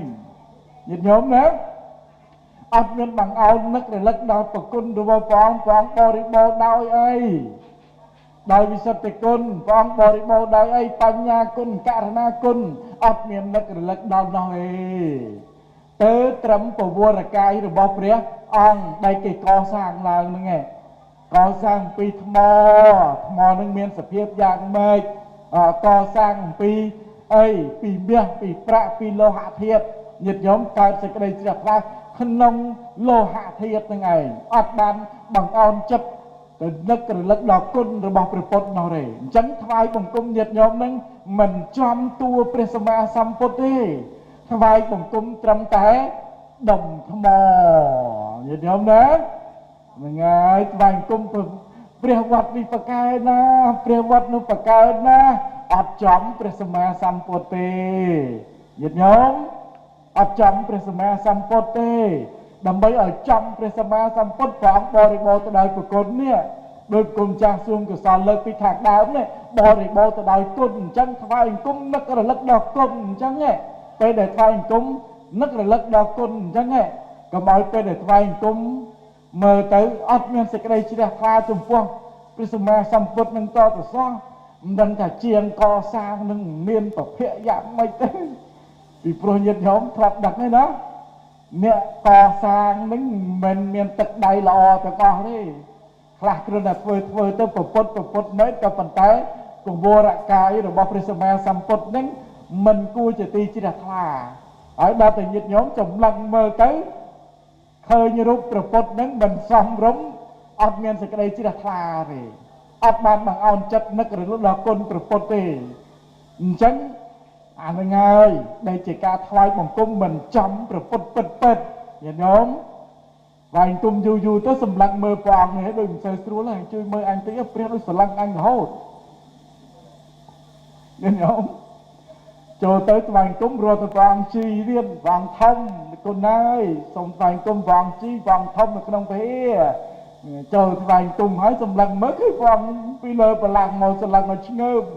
កេះកូនកេះចៅជួយមើលហ៎ស្រឡាញ់អញរហូតអញ្ចឹងញាតិញោមអត់ចំគុណព្រះពុទ្ធទេព្រះពុទ្ធមានទ្រង់ទ្រាយយ៉ាងម៉េចក៏ដោយតែអ្វីដែលសំខាន់គឺចិត្តរបស់ញាតិញោមឆ្ពោះទៅរកគុណរបស់ព្រះសម្មាសម្ពុទ្ធយ៉ាងពិតប្រាកដមិនអញ្ចឹងចាំទុកញាតិញោមចាំទុកគុណព្រះពុទ្ធអត់មានអ្វីក្រៅពីគុណព្រះពុទ្ធទេពេលដែលថ្វាយបង្គំព្រះគឺមានគុណនៅក្នុងចិត្តរបស់យើងនេះបង្អោនចិត្តនឹកជ្រះថ្លាចំពោះគុណព្រះពុទ្ធមានគុណយ៉ាងម៉េចដោយគុណចាស់រៀបរាប់ទៅពីខាងដើមករណាយ៉ាងម៉េចមានបញ្ញាយ៉ាងម៉េចមានវិសុទ្ធិគុណនឹងយ៉ាងម៉េចយើងបង្អោនចិត្តជ្រះថ្លាជាមួយនឹងព្រះអង្គនឹងបានចំព្រះពុទ្ធពិតថ្វាយបង្គំព្រះធម៌ប្រយ័ត្នប៉ះសត្រាស្លឹករឹតវាទៅជាធម៌នឹងប្រកែបល័យធម៌នឹងប្រកែបល័យធម៌នឹងស័ក្តិសិទ្ធិចេះទៅជាអញ្ចឹងទៅវិញនឹងច្បាស់ជាមិនចំព្រះធម៌ទេធម៌រមែងទ្រទ្រង់អ្នកបដិបត្តិនៅធម៌អញ្ចឹងញាតិញោម ចឹងយើងជ្រះថ្លាក្នុងធម៌ដោយព្រះអង្គទ្រង់ប្រកាសសម្ដែងមកនេះជ្រះថ្លាក្នុងធម៌គឺបានន័យថាធម៌ហ្នឹងព្រះអង្គសម្ដែងមកអ្នកណាបដិបត្តិទៅតាមព្រះអង្គប្រកាសសម្ដែងមកនេះប្រព្រឹត្តតាមនឹងបាននៅប្រយោជន៍ក្នុងបច្ចុប្បន្នប្រយោជន៍បរលោកខាងនាយហើយទទួលបាននូវសេចក្តីសុខយ៉ាងពិតប្រាកដដើរទៅតាមមាគាព្រះធម៌ដែលព្រះពុទ្ធព្រះអង្គប្រកាសសម្ដែងមកអញ្ចឹងជ្រះថ្លាក្នុងធម៌ហ្នឹងទើបធ្វើឲ្យញាតិញោមបាននៅប្រយោជន៍មិនចំសត្រាស្រុករឹតទេអញ្ចឹងណាបាទហើយណាហ្នឹងហើយទាំងព្រះបរិយត្តិធម៌ក្តីណាត់ប្រឡោកកត្រៈធម៌ក្តី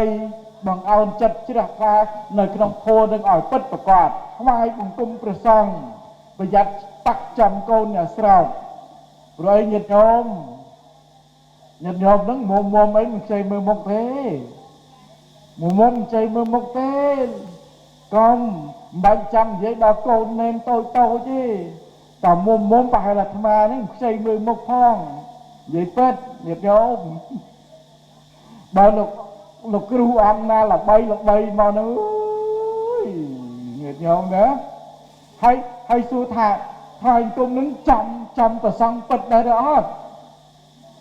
អត់មានចំពិតទេបើពិតអង្គណាក៏ជាប្រសងដែលបរិបូរទៅដោយគុណមានអត្តហេតុគុណមានបរហេតុគុណញាតិញោមណា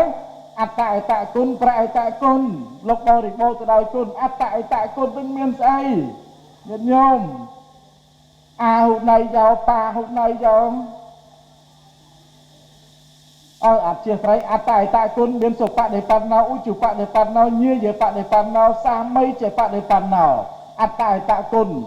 បរហេតុគុណមានអីអាហុណៃយោប៉ាហុណៃយោតេកិណៃយោអញ្ចលិករណៃយោជាបរហេតុគុណអញ្ចឹងពេលឃើញប្រសង្ឃអង្គណាក៏ដោយតូចក៏ដោយធំក៏ដោយប៉ុណ្ណាក៏ដោយគឺនឹករលឹកសុបដិបណ្ណោសុខសឹងតែជាប្រសង្ឃទាំងអស់បងអោនចិត្តនៅសេចក្តីជ្រះថ្លាអញ្ចឹងណាពេលទៅវត្តជ្រះថ្លាណាអញជ្រះថ្លាណាជាថ្លាមួយវត្តនេះណាព្រះអង្គវត្តនោះណាប្រសងវត្តនេះជ្រះថ្លាណាក៏ប៉ុន្តែយកចង្ហាន់ទៅប្រគេនបើអត់ឃើញគ្រូចារតកាអត់ប្រគេនទេចាំជួបលោកគ្រូក្រៅពីនឹងអត់ប្រគេនទេព្រោះលោកគ្រូចារតកាលោកគ្រូធំបានប្រគេនទុកចិត្តអង្គុយចាំញាតិញោមអង្គុយចាំអង្គដតីទៀតទៅនឹងមកកណោអត់ប្រគេនទេចាំលោកគ្រូមិននឹងទៅជាសុបដិបណ្ណោញាតិញោមណាមិនបានទៅជាអាហុណៃយោប៉ាហុណៃយោកើតមិនបានបង្អោនចិត្តនៅក្នុងគុណប្រសង្ឃទេបង្អោនចិត្តនឹករលឹកតែចំពោះលោកគ្រូប៉ុណ្្នឹងឯងបាទសុបដិបណ្ណោនឹងរត់ទៅណាបាទខ្លប់អញ្ចឹងដែរអត់ញាតិញោមខ្លប់ដែរអត់ពេលខ្លះវាអញ្ចឹងដែរហ្នឹងហើយអញ្ចឹងហើយញាតិញោមទោះជាយ៉ាងណាក៏ដោយនឹករលឹកដល់គុណប្រសង្ឃឲ្យពិតកុំឲ្យប៉ះចំកូនអ្នកស្រោបកូននេះនឹងតូចអត់បាននឹករលឹកដល់សង្ឃទេដូចយើងឃើញពេលខ្លះទៅគាត់បង្អោនចិត្តក្នុងបណ្ដាញសង្គមគុំចាស់ស៊ុំសកលក៏ឃើញណានឹងជ្រះថ្លាជាមួយកូននេនហ្នឹងបើនិយាយឲ្យពិតប្រកបទៅគាត់មិនបានជ្រះថ្លាក្នុងគុណប្រសង្ឃទេខ្ញុំកណាមើលទៅមិនជ្រះថ្លាក្នុងគុណប្រសង្ឃទេបើគាត់ជ្រះថ្លាក្នុងគុណប្រសង្ឃមែនគាត់មិនមែនទៅចាប់ប្រសង្ឃអោបចាប់បីអីចឹងទេគឺជ្រះថ្លាជាមួយនឹងបុគ្គលតែបើគាត់ជ្រះថ្លាក្នុងសង្ឃគាត់មិនមែនធ្វើអញ្ចឹងទេអានេះញាតិញោមណាបើចំពោះសង្ឃមែនគឺគេគោរពណាស់គេមិនហ៊ានទៅចាប់ទៅបីអញ្ចឹងទេហើយគាត់ថាគាត់ជ្រះថ្លាទុំប្រកាន់ជាមួយនឹងលោកតូចតាមពិតអ្នកនឹងមិនមែនជ្រះថ្លាក្នុងគុណប្រសង្ឃពិតប្រកបទេបើអ្នកនឹងជ្រះថ្លាក្នុងគុណប្រសង្ឃពិតប្រកបមានគេមិនមែនទៅធ្វើអញ្ចឹងទេវាមិនសមរម្យវាមិនសមគួរញាតិញោមណាហ្នឹងហើយជ្រះថ្លាក្នុងគុណប្រសង្ឃញាតិញោមឧទាហរណ៍ជ្រះថ្លាជាមួយនឹងគុណប្រសង្ឃញាតិញោមតែអោបប្រសង្ឃអញ្ចឹងសមវាមិនមែនតែជ្រះថ្លាជាមួយនឹងគុណប្រសង្ឃបើជ្រះថ្លាគេបង្អោនចិត្តគោរពដោយសេចក្តីគោរពដោយសេចក្តីកោតក្រែងញាតិញោមណាដោយសេចក្តីកោតក្រែងជាមួយនឹងប្រសង្ឃទោះតូចក៏ដោយទោះធំក៏ដោយទោះយ៉ាងម៉េចក៏ដោយគេគោរពដោយសេចក្តីកោតក្រែងអានេះបានជាការជ្រះថ្លាចំពោះប្រសង្ឃពិតប្រកបតាមញាតិញោមហ្នឹងហើយបានចង្ហាន់អីយើងផ្សេងញោមវត្តហ្នឹងហ ប្រកេនទៅលោកគ្រូធំអាល្អក្រៅហ្នឹងមកបានហើយយ៉ាងសូមអធិស្ឋានផងណាលោកគ្រូព្រោះចង់ឲ្យញាតិញោមច្បាស់ក្នុងគុណព្រះសង្ឃជ្រះថ្លាក្នុងគុណព្រះសង្ឃណាដើម្បីឲ្យសម្រេចទៅជាបុណ្យកុសលសូម្បីតែព្រះសម្មាសម្ពុទ្ធព្រះអង្គក៏ឲ្យយើងធ្វើបុណ្យនឹងតម្កល់ចិត្តក្នុងសង្ឃដែរព្រោះតែមានតែសង្ឃទៅដែលអាចលើកស្ទួយទ្រទ្រង់ពុទ្ធសាសនាទៅបានអញ្ចឹងញាតិញោមណានឹងឲ្យព្រះសង្ឃបង្អន់ចិត្តចំពោះសង្ឃស្រាប់រួមសេចក្តីមកជ្រះថ្លាក្នុងការធ្វើបុណ្យពុទ្ធាពិសេសនៅក្នុងពេលនេះញាតិញោមពុទ្ធបរិស័ទបើនិយាយរួមទៅការបំពេញបុណ្យកុសលពុទ្ធាពិសេសនេះដោយមានការនឹករលឹកដល់គុណព្រះសម្មាសម្ពុទ្ធនឹករលឹកដល់គុណព្រះពុទ្ធបានអាចធ្វើពុទ្ធាពិសេសទៅកើតវាអារម្មណ៍ដោតនៅក្នុងគុណព្រះពុទ្ធរៀបចំចាត់ចែងគ្រឿងសក្ការៈយ៉ាងណាដោយសារតែយើងនឹករលឹកដល់គុណព្រះពុទ្ធកាលណាបើយើងបានតម្កល់ចិត្តនៅក្នុងគុណព្រះសម្មាសម្ពុទ្ធដូច្នេះហើយព្រះពុទ្ធជាម្ចាស់ព្រះអង្គទ្រង់ប្រកាសសម្ដែងថាណដ្ឋិចិត្តេប្រសង្ឃនមហិអត្តកានាមៈតកេនេតថាកតេវាបិសម្ពុទ្ធិអត្តវាពុទ្ធសាវកាព្រះអង្គទ្រង់ប្រកាសសម្ដែងថាបុគ្គលកាលបើមានចិត្តជ្រះថ្លាក្នុងព្រះតថាគតក្តីក្នុងសាវករបស់ព្រះតថាគតក្តីតកេណាទានរបស់បុគ្គលនោះជាទានមានផលតិចនោះគឺមិនមានឡើយទាន់យល់ទេជ្រះថ្លាក្នុងគុណព្រះពុទ្ធក្នុងសាវករបស់ព្រះពុទ្ធតកេណាទានបានន័យថាការរៀបចំចាត់ចែងរបស់យើងការខំប្រឹងប្រែងលះបង់របស់យើងទាំងអស់ហ្នឹងឈ្មោះថាមានផលតិចនោះគឺមិនមានឡើយជារឿងដែលមានផលច្រើនចឹងយល់យល់ណាបងអោនចិត្តនឹករលឹកគុណព្រះពុទ្ធគុណព្រះធម៌គុណព្រះសង្ឃនៅក្នុងចិត្តក្នុងពេលបំពេញបុណ្យកុសលហ្នឹងដើម្បីឲ្យបុណ្យយើងនេះជាបុណ្យដែលពេញដុបដោធ្វើស្រែចាំទេស្រែលើខ្លាចទឹកវាអត់ដល់វាមិនញងវាស្គរធ្វើស្រែមិនចង់បានផលតិចទេចង់បានផលច្រើនបើចង់បានផលច្រើនតើតែញាតិញោមធ្វើបុណ្យតម្កល់ចិត្តក្នុងគុណព្រះពុទ្ធក្នុងគុណព្រះធម៌ក្នុងគុណព្រះសង្ឃថ្ងៃនេះក៏ដោយស្អែកក៏ដោយអារម្មណ៍នឹងគឺមានព្រះពុទ្ធធម៌ប្រសក់នៅក្នុងចិត្តចត់ជានិច្ចបើមិនអញ្ចឹងទេញាតិញោមបនរត់ចោលខ្លាជឿមជឿញាតិញោមជឿមជឿថាបនរត់ចោលខ្លាតែស្អែកទៅមិនស្រួលនឹងប្រសងមុនមកច្រើនរត់តែទឹកតែកេនប្រសងហត់ទៅអូយអាមានអាណាជួយអញកោះបនរត់ចោលបាត់មិនចឹងញាតិញោមបនរត់ចោលបាត់តែហត់ខ្លាំងពេកបនរត់ចោលឡើយអញ្ចឹងតម្កល់ចិត្តក្នុងគុណព្រះពុទ្ធក្នុងគុណព្រះធម៌ក្នុងគុណព្រះសង្ឃឲ្យចប់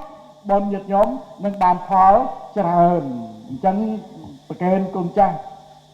បងឡងចាំថាហើយលេយ៉ាងណាតាមក្រោយទៅតាមសំគួរណារតនិមន្តធ្វើមកជូហេតាក់វិតាក់ដល់ម៉ោងអញគួយចាប់មួយថ្ងៃហើយគេមិនប្រកល់ឲ្យអញសោះជួបពីមុនមកសំមុនគេណាសំមុនណាសំទៅមុនថ្ងៃនេះអត់មានរឿងទៅមុនទេ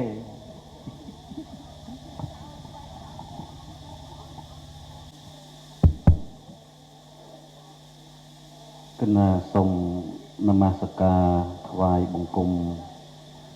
ព្រះរតនត្រ័យទាំង3ដោយសេចក្តីគោរពនិងដោយសេចក្តីជ្រះថ្លាដ៏ខ្ពង់ខ្ពស់សពកាលទាំងពួងខ្ញុំព្រះករុណាសូមនមស្ការព្រះមហាថេរវណ្ណចន្ទដា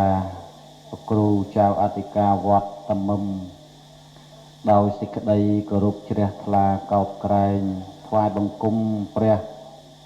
មហាថេរៈទាំងពីរព្រះអង្គដែលមិនបានស្គាល់ឈ្មោះបានឮទៅសំឡេងដោយសេចក្តីគោរពជ្រះថ្លារាប់អាននមស្ការចំពោះព្រះអង្គគ្រូចៅអធិការវត្តស្វាយដែលបានអរតនានិមន្តអាត្មាភាពដើម្បីបានមកចូលរួមសម្ដែងធម៌ទេសនានៅក្នុងពេលនេះហើយសូមចម្រើនពរដល់អស់លោកអស់អ្នកជាសាធុសពបរោះស្រីប្រុសទាំងអស់គ្នាដែលបានអញ្ជើញមក ចូលរួមយ៉ាងច្រើនចិត្តពេញសាលាឆាន់អនបានពាក់កដាលញោមណាវាមិនបានពេញហើយញាតិញោមសុខសប្បាយទាំងអស់គ្នាទេញោមណាហើយចុកជើងចង់ងាប់ទេញោមចុកអាត្មាជឿថាញោមចុកហើយប៉ុន្តែបើចុកញោមប្រែ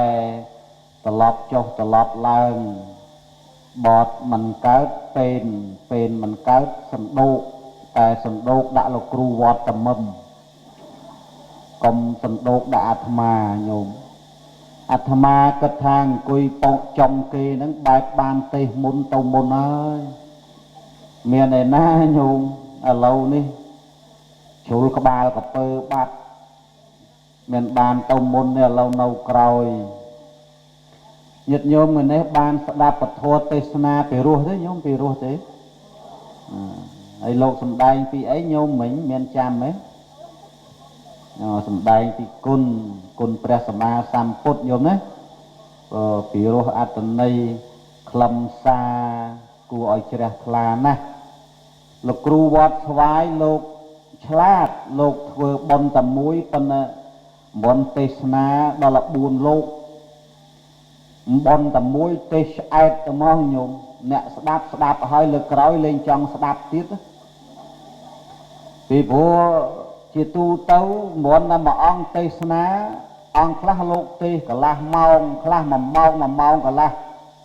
ញោមណាគាត់ជ្រះថ្លាចូលចិត្តគាត់ថាសំដែងប៉ុណ្ណឹងឆាប់ទៀត1ម៉ោងកន្លះហើយឆាប់ទៀតហើយបើញោមណាគាត់ប្រញាប់ទៅលេងស៊ីគូគាត់ថាយូរដល់ហើយលោកនេះហើយខ្ញុំកណាអាត្មាចេះតែអើតមើលឃើញញោមមួយឡើងទៅបាត់អត់មានលាអាណាមួយម៉ាត់ទេមិញហើយបើសិនជា4អង្គមួយអង្គ1ម៉ោងកន្លះមួយអង្គ1ម៉ោងកន្លះហ្នឹងលើកក្រោយឃើញមុខ4អង្គហ្នឹងស្បាត់ទៅមកបើបនវត្តណាធ្វើបុណ្យមន់ទៀតសួរថាអង្គណាមកទេថាលោកគ្រូអង្គតមឹមវត្តតមឹមហើយលោកគ្រូឡុងចន្ទរាហើយ2អង្គទៀតមិនដឹងអង្គណាបើ4អង្គហ្នឹងមិនបាច់មកទេដឹងតែងាប់ទៅមកអាហ្នឹងគាត់ថាលេងចង់មកស្ដាប់ណាញោមប៉ុន្តែជាទូទៅញោមត្រូវយល់ថាសំដែងធម៌ទេសនាដល់4ព្រះអង្គអញ្ចឹង3ព្រះអង្គក្តី4ក្តី5ក្តីមិនមែនសំដែងកន្លះម៉ោងជាប់ទេអញ្ចឹងយ៉ាងអន់បំផុតក៏មួយអង្គត្រូវ20ទៅ30នាទីដែរអាហ្នឹងបានអស់ន័យបើ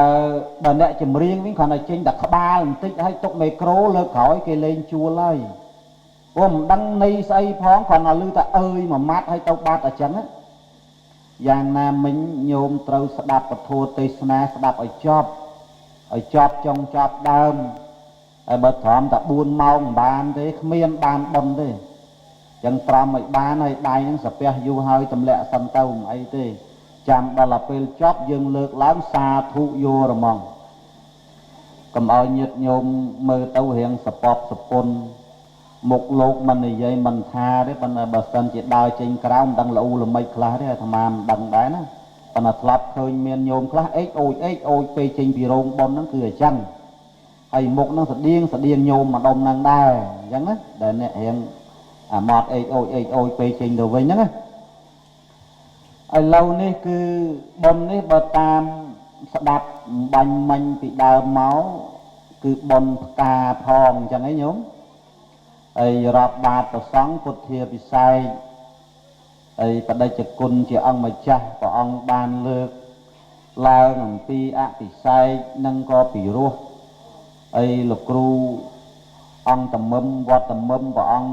ធំលោកសំដែងបន្ថែមនឹងក៏ពិរោះក្នុងអត្តន័យខ្លឹមសារនឹងអញ្ចឹងអាត្មាមិនដឹងសំដែងពីអីទេឥឡូវនេះបើលោកទេសអស់ហើយមែនអង្គុយឲ្យញោមមើលមុខមើលសិនញោមអង្គណារៀងខ្មៅហើយសពរខ្មៅហ្នឹងហើយគ្រូឡុងចន្ទថាហើយមកពីឆ្ងាយណាស់ញោមហើយតាំងពីខេត្តកពួតព្រំដែនកម្ពុជាវៀតណាមប្រៃចាកញោមប្រៃចាកចិត្តខ្សែអំបិលហ្នឹងហើយអញ្ចឹងបានមុខអាត្មាដូចអំបិលហ្នឹងរៀង អំបិលខ្មៅវាជាប់អាចដីរៀងខ្មៅអញ្ចឹងទេ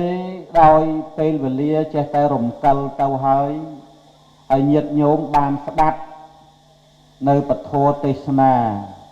ដែលជាប់តាក់ទងទៅនឹងបុណ្យផ្កាផងពុទ្ធាពិស័យរាប់បាតប្រសង300ប្រមាណលោកគ្រូមិញ333ព្រះអង្គច្រើនណាស់ញោមណាហ្នឹងហើយច្រើនណាស់ហើយអាត្មាចង់លើកអំពីកិច្ចការងារពាក្យថាកសាងហ្នឹងមាន3របៀបសម្ដែងក្នុងទីហ្នឹងហើយបញ្ចប់តែម្ដងហើយចប់តាក់ទងទៅនឹងបញ្ហាកម្មនៅក្នុងពេលហ្នឹងការដែលលោកគ្រូជាម្ចាស់លោកបានប្រារព្ធពិធីបុណ្យផ្កានេះឡើងគោលបំណងគឺដើម្បីកសាងដូចគ្នាប្រមូលបច្ច័យកសាងដូចគ្នាដោយសារតែពធទេសនាលោកគ្រូជាម្ចាស់លោកសម្ដែងពីចំណុចខាងដើមហើយអាត្មាចង់លើកអំពីពាក្យថាបុណ្យផ្កានឹងបន្តិចចុះផ្កានឹងវាមានច្រើនប្រភេទញោមផ្កាបើចំនួនពុទ្ធកាលគេយកផ្កាបូជាព្រះគឺផ្កាពិតផ្កាមែនណាញោមផ្កាពិតផ្កាមែនប៉ុន្តែគេយកផ្កាស្រស់ផ្កាល្អគេអត់យកផ្កាដាក់ក្នុងធុងតកក3ថ្ងៃហើយយកមកបូជាព្រះទេកាលណាបើយើងបូជាផ្កាព្រះផ្កាស្រស់ផ្កាល្អអនាគតជាតិរូបសម្បត្តិក៏ស្អាតបើបានប្តីក៏ក្មេងបានប្រពន្ធក៏ក្មេងហើយបើយើងយកផ្កាដែលស្វិតសពូនខ្លះសេតកក3 4ថ្ងៃរៀងស្ពឹកបូជាព្រះអនាគតជាតិបានប្តីស្ពឹកដូចយើងលូកតកកអញ្ចឹងវាស្ពឹកអញ្ចឹងបានថាមួយថ្ងៃ3លីត្រមួយថ្ងៃ4លីត្រហ្នឹងវាស្ពឹកនោះស្ពឹកដាស់ម្ឡើងទេដល់3ប្រទេសអានៀបអីវ៉ាន់នោះបានរស់ស៊ីតន់គេអាហ្នឹងវាអញ្ចឹងណាប្រយ័ត្នប្រយែងដូចនាងអមិតធីតាហ្នឹងធ្លាប់បូជាផ្កាស្វិតលពូនបាននាងបានប្តីចាស់ហ្នឹងចាស់នោះចាស់ដល់ហើយតាជួជក់ហ្នឹងហើយដល់ពេលតាហ្នឹងគាត់ឃ្លានពេកមិនដឹងទៅភូមិណាមិនដឹងទៅបនភូមិណាគេឲ្យនំបញ្ចុកមកកញ្ជើតាហ្នឹងស៊ីអត់គិតគេសោះមកកញ្ជើស៊ីខ្ទេចបែកពោះចេញពវៀនមកញោមមើលក្នុងគំនូឃើញហ្នឹងអាហ្នឹងហើយមានរបស់ឆ្ងាញ់ចេះគិតគេឲ្យងាប់ចឹងចុះហើយដល់តាហ្នឹងស្លាប់បាត់ទៅបានប្តីក្រោយហ្នឹងព្រាមកំឡោះគេថាសារបានទៅគេថាលើកក្រោយបូជាទី2នាងហ្នឹងបូជាផ្កាស្រស់ល្អវិញអញ្ចឹងណាឃើញទេបានប្តីកំឡោះហ្នឹងអញ្ចឹងមិនមែនចេះតែបូជាទេណាញោមតិចឃើញព្រះកន្លែងជាទីសក្ការៈបូជាចេះតែជ្រះថ្លាបូជាផ្កាថ្វាយព្រះអង្គបូជាថ្វាផ្កាយព្រះអង្គដើម្បីអនាគតជាតិបានរូបស្អាតបានប្តីល្អបានប្រពន្ធល្អបើបូជាផ្កាពិតវាបានបនពិតអញ្ចឹងមែនចុះញោមឯងបូជាផ្កាជួអនាគតប្រយ័ត្នបានប្តីជួអាត្មាប្រាប់យកតែបនទេនឹងប្រាប់ឲ្យដឹងណាញោមតែឥឡូវស្អីក៏ផ្កាដែរញោមស្អីក៏ផ្កាដែរធម្មតាវត្តអារាមណាមួយទៅតែកសាងថ្មីខ្វះចានខ្វះសព្រាគេនាំគ្នាមកគ្រូសា1 ឡូហែទៅវត្តហ្នឹងគេថាបុណ្យផ្កាចានហើយវត្តណាអត់មានថ្មចាក់បេតុងគេនាំគ្នាទិញថ្មមកគេថាផ្កាថ្មសូម្បីតែថ្មក៏ផ្កាដែរញោមប្របាអញ្ចឹងប៉ុន្តែថ្ងៃនេះយើងផ្កាប្រាក់លុយទេប៉ុន្តែសន្មតថាជាផ្កាដើម្បីចូលរួមកសាងវត្តស្វាយកសាងញោមយើងអ្នកកាន់ពុទ្ធសាសនាត្រូវតែកសាងប៉ុន្តែកសាងក្នុងទីនេះខ្ញុំបកណាអាត្មាសូមលើកយក3ចំណុចទី1កសាងវត្តហ្នឹងលោកគ្រូចៅអធិការលោកអាចារ្យគណៈកម្មការត្រូវរៀបចំកសាងស្អីខ្លះមានសាលាធម្មសភាមានរោងបោសុខាគារព្រះវិហារមានកុដិប្រសង់គង់នៅមានវច្ចកុដិបង្គន់សំខាន់ជាងគេគឺវច្ចកុដិហ្នឹងហ្មងអាហ្នឹងសំខាន់លេខ1 អាត្មាធ្លាប់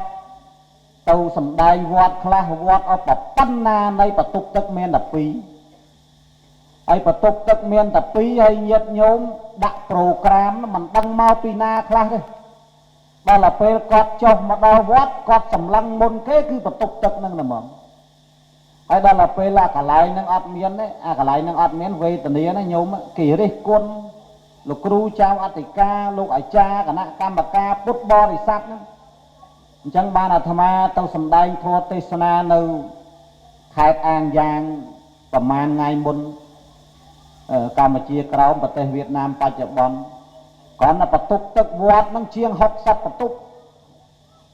អញ្ចឹងណាញោមមិនទៅសួរថាចុះលោកគ្រូកសាងច្រើនម៉េចលោកថាអានឹងសំខាន់ជាងគេលោកគ្រូសំខាន់ជាងគេទាំងអស់ញាតិញោមតែគាត់មកពីឆ្ងាយពីចិត្តតែចុះពីឡានរត់ទៅអានឹងមុន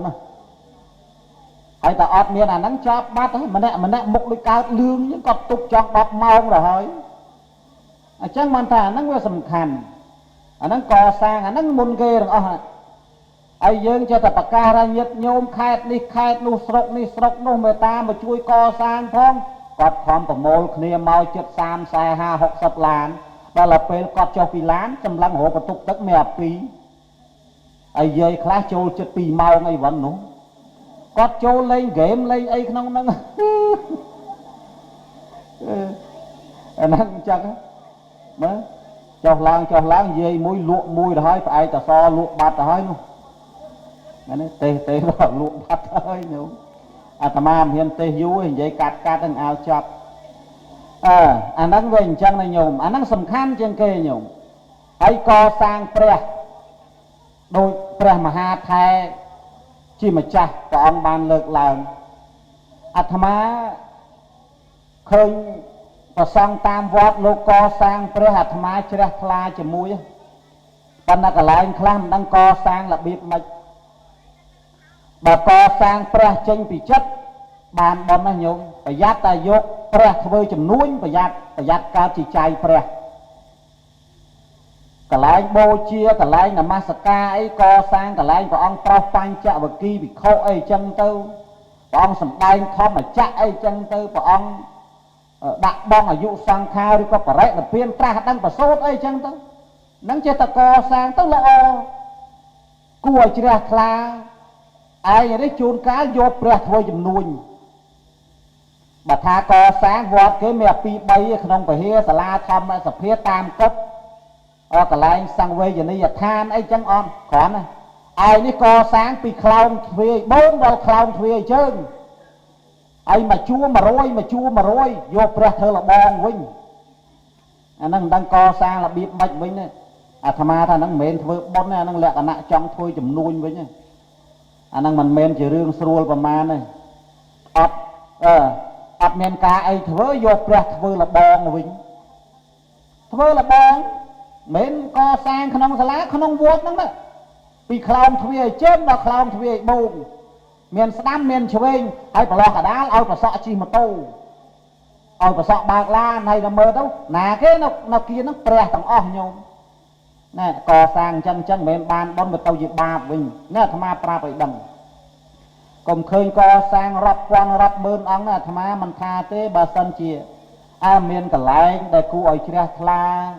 កន្លែងទំនងរៀបចំសំដូចលើភ្នំដូចចកេះភ្នំកន្លែងដែលល្អអញ្ចឹងណាអាហ្នឹងចង់ញោមកសាង20000 30000 80000 30000អង្គក៏កសាងទៅបណ្ឌវត្តធម្មតាអញ្ចឹងទេពីខ្លោងទ្វារជើងដល់ខ្លោងទ្វារបូកឲ្យញឹកដូចស្និតសក់ហើយដល់មើលទៅសិតព្រះអង្គឈួរអោបបាតណែអាហ្នឹងថាកសាងឲ្យជ្រះថ្លាមិនទៅជាជ្រះថ្លាទៅវិញហើយមួយទៀតព្រះមួយអង្គកសាងមិនមែនតិចទេអង្គខ្លះ$2-30000មានអង្គខ្លះ$70000ប៉ុន្តែក៏មើលប្រភពព្រះមុខដូចមុខជាងអ្នកធ្វើអញ្ចឹងចេះតែធ្វើយកទៅលុយហ្មងជាងខ្លះហ្នឹងយើងត្រូវសិក្សាមើលលោកអាចារ្យគណៈកម្មការហ្នឹងត្រូវវិគ្រោះជាមួយបដិជគុណចៅអធិការកសោតស្ដាំឆ្វេងហ្នឹងតើរស់ជាងពីណាយើងសិក្សាមើលតាមវត្តទៅមើលវត្តលោកគ្រូវត្តតមឹមឬក៏វត្តឯណា វត្តឯនេះវត្តនោះវត្តណាដែលទឹកដៃជាងល្អស្អាតកសាងមើលទៅជ្រះថ្លារបស់ព្រះខ្លះមើលយូរទៅមុខដូចប្រពន្ធជាងចេះតែធ្វើឲ្យមានវត្តមួយនៅព្រៃវែងព្រះអង្គហើយលោកគ្រូវ៉ាន់ចន្ទដាប្រហែលដឹងហើយមិនស្រួលនិយាយពីកសាងព្រះមិនដឹងមុខដូចអីទៅវិញមើលទៅមិនមែនគួរឲ្យជ្រះថ្លាឃើញចង់រត់ហ្មងញោមឡើងតប៉ែតឡើងវាចឹងទៅមិនដឹងស្អីទេខ្ទង់យមោះវិញចង់វែងជាងមុខហើយបើម៉ត់វិញដល់កម៉ត់អ្នកនិយាយដើមគេចំហ្មងអីដឹងអាម៉េចឆ្ងល់ហើយដល់ពេលថាប្រសក់ថាលោកគ្រូមិនទេរុះចោលទៅធ្វើថ្មីលោកអត់ឲ្យវៃទេញោមសួរថាជាងណាគេញោមចៅអធិការឆ្ងាញ់ដល់ហើយញោមឃើញគួរចង់រត់មកកន្លែងកសាងរូបអីសម្ដេចជួនណាតអីក៏យ៉ាប់តាក្រំងុយអីក៏យ៉ាប់ព្រះអង្គជិះសេះទៅបុះនោះមិនបាច់និយាយទេញោមឃើញចង់រត់មកបានថានេះយើងមិនមែនចេះតែធ្វើទេញោមវត្តហ្នឹងកន្លែងសក្ការៈគោរពបូជាណាកន្លែងបដិបត្តិអារាមកន្លែងរីករាយចិត្តហើយដល់ចូលមកចង់រត់ទាំងថ្ងៃហើយអញ្ចឹងវិញអីធ្វើមិនទៅអញ្ចឹងកសាងនេះគឺត្រូវផ្ចិតផ្ចង់មែនទែនញោមមិនមែនចេះតែធ្វើឲ្យរុះចោលធ្វើថ្មីធ្វើឲ្យរុះចោលធ្វើថ្មីមែនទេដូចសាលាដូចព្រះវិហារមែនតែធ្វើអស់បានវិហារខ្លះអស់60,000 1លានអត់តោះចិត្តវាយចោលទៅធ្វើថ្មីមែនទេមិនងាយទេអញ្ចឹងបើបំណាច់តែធ្វើមួយគឺត្រូវផ្ចិតផ្ចង់មែនទេណាញោមកន្លែងយើងជ្រះថ្លាកន្លែងយើងធ្វើបុណ្យកន្លែងរីករាយទី1កសាងវត្តទី2កសាងព្រះសង្ឃកសាងវត្តហើយទី2កសាងព្រះសង្ឃកសាងអ្នកបួសបើមានតែវត្តសាលាស្កឹមស្កៃល្អគ្មានអ្នកបួសគេស្មើនឹងភ្នំអត់មានថ្មស្រីល្អអត់មានប្តីសពតសលើចុងអាស័យដំរីភ្លុក4គេថាបង្គួយខ្លាយជាជៀសមាសខ្លាយជាសំណភ្នំអត់មានថ្មស្រីល្អរកប្តីមិនបានហើយនិយាយឲ្យនៃរៈឲ្យញោមឆាប់ស្ដាប់អាម៉េចបានស្រីល្អរកប្តីមិនបានញោមពិចារណាមើលនោះស្រីណាចេះក្បាញហូលក្បាញប្រមួងមើលម៉ែមើលឪទឹកក្តៅទឹកត្រជាក់មិនចេះដើរហាច់អីគេហ្នឹងស្អស់បើងាយបានប្តីមិនងាយទេបើអាណារៀងហេអលិចហេអីកើតរៀងឲ្យរឹកឲ្យពៀរៀងបញ្ចេញអូបញ្ចេញស្ទឹងហ្នឹងសង្សារវាជាង40ហើយអាយុ16ប្តី1 19លេង1យក1ទៀត22 1ទៀត25 1ទៀត29 1ទៀតគិតទៅអូវាបកែនេះវាបកែឲ្យរឹកឲ្យពៀអាហ្នឹងវាអញ្ចឹងហើយបើស្រីល្អគេមើលមិនឃើញទេអាហ្នឹងនៃត្រង់ហ្មងញោមវាអញ្ចឹងមែនមើលមិនឃើញទេក្នៃមួយទៀតគេចង់និយាយថាស្រីល្អរកប្តីមិនបានហ្នឹងចង់និយាយថាព្រះពុទ្ធវចនៈព្រះអង្គសម្ដែងស្អាតមហាស្អាតមានអត្តន័យលម្អបត់ដើមបត់កដាលបត់ចុងតែញោមស្ដាប់ទេញោមមិនជ្រះថ្លាញោមមិនសិក្សាទេ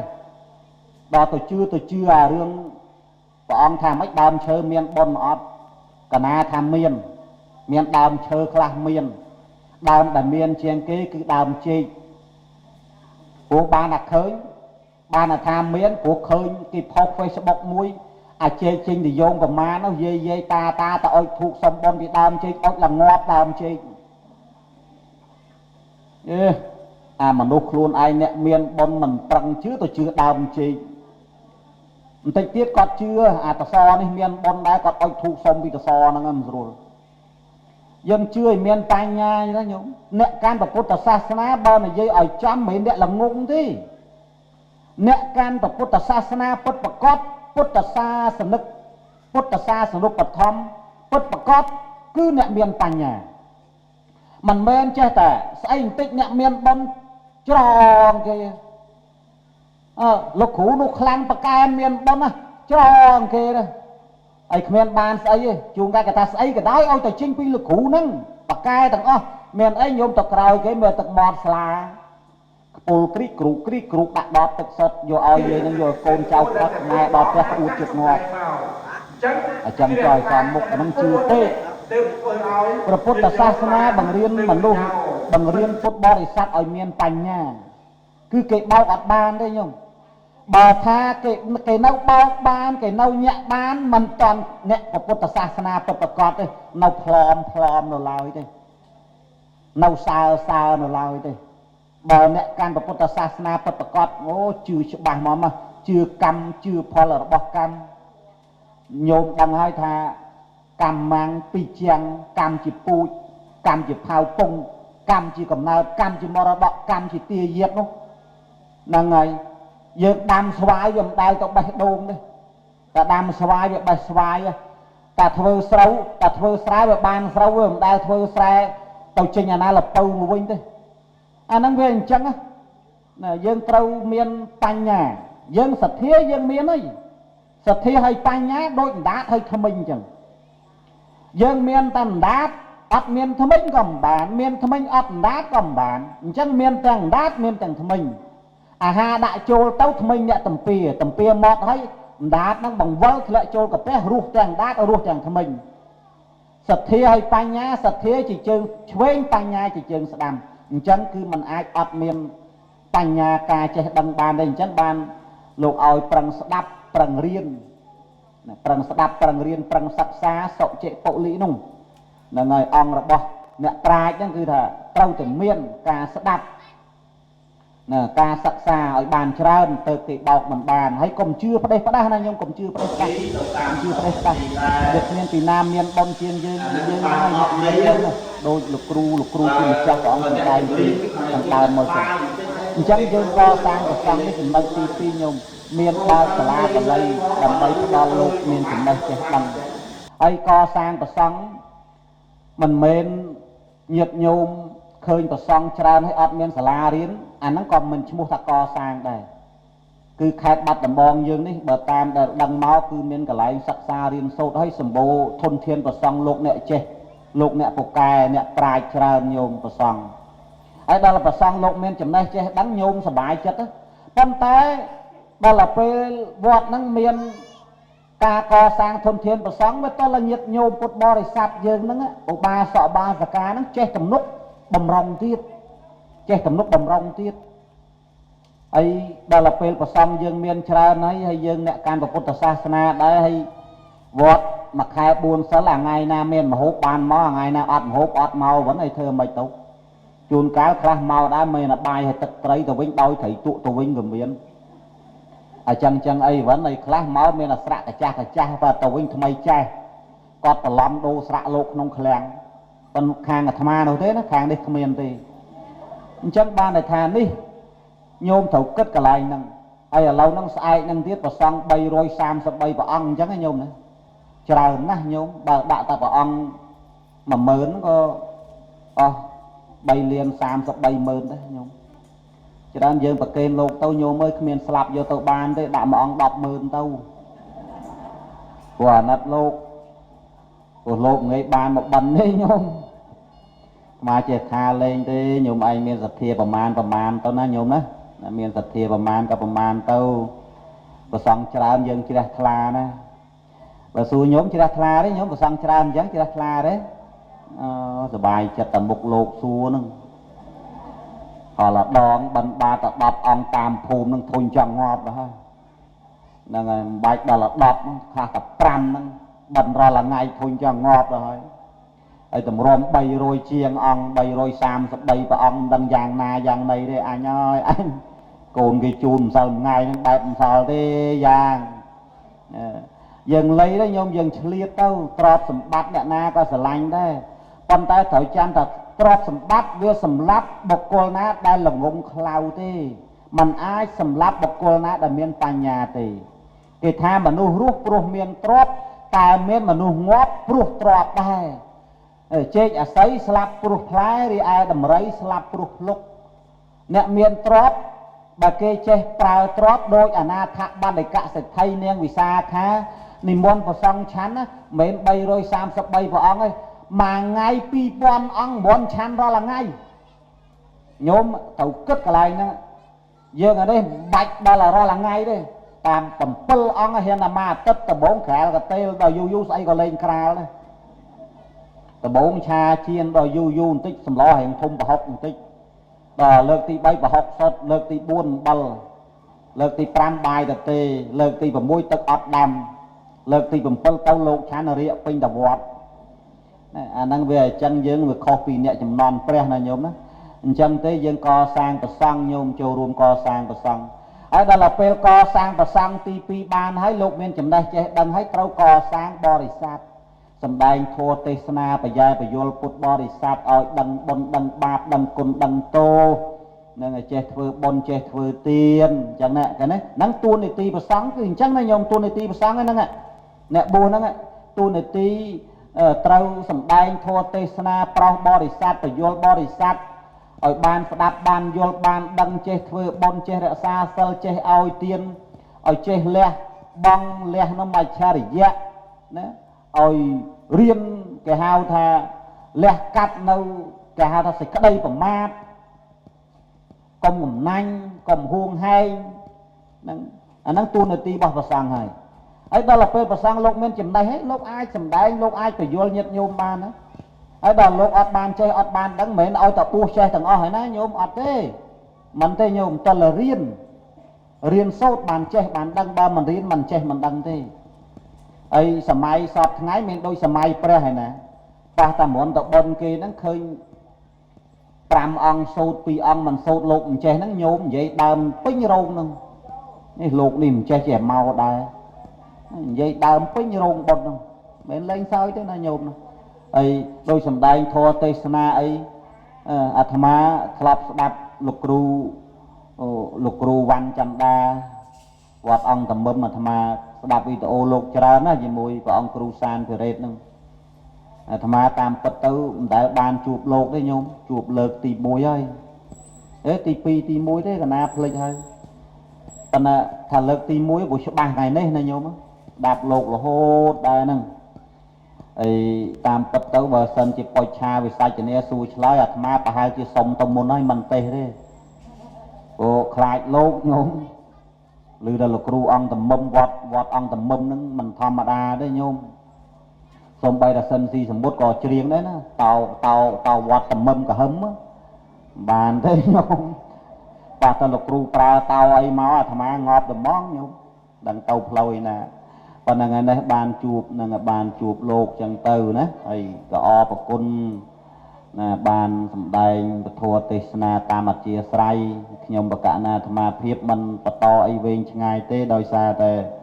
ពេលវេលាមានកំណត់អាត្មាចេញពីនេះទៅត្រូវទៅស្នួលកចេះញោមសម្ដែងធម៌ទេសនាស្អែកចឹងត្រូវទៅថ្ងៃហ្នឹងចេញពីហ្នឹងទៅវិញទៅស្នួលតែម្ដងអញ្ចឹងណា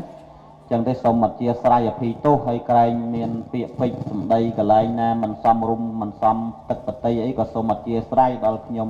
បកណាអាត្មាភាពហើយសូមលើកបុណ្យកុសលប្រគេនបកណាម្ចាស់គ្រប់ព្រះអង្គជូនបុណ្យញាតិញោមពុទ្ធបរិស័ទសូមបានចំណែកបុណ្យកើតពីធម្មទានគ្រប់ព្រះអង្គគ្រប់ញាតិញោមគ្រប់គ្នាសូមអនុមោទនាលើលោកខ្វះខាតតាព្រះមហាថែជាម្ចាស់បំពេញបន្ថែមកណាសូមរតនានិមន្ត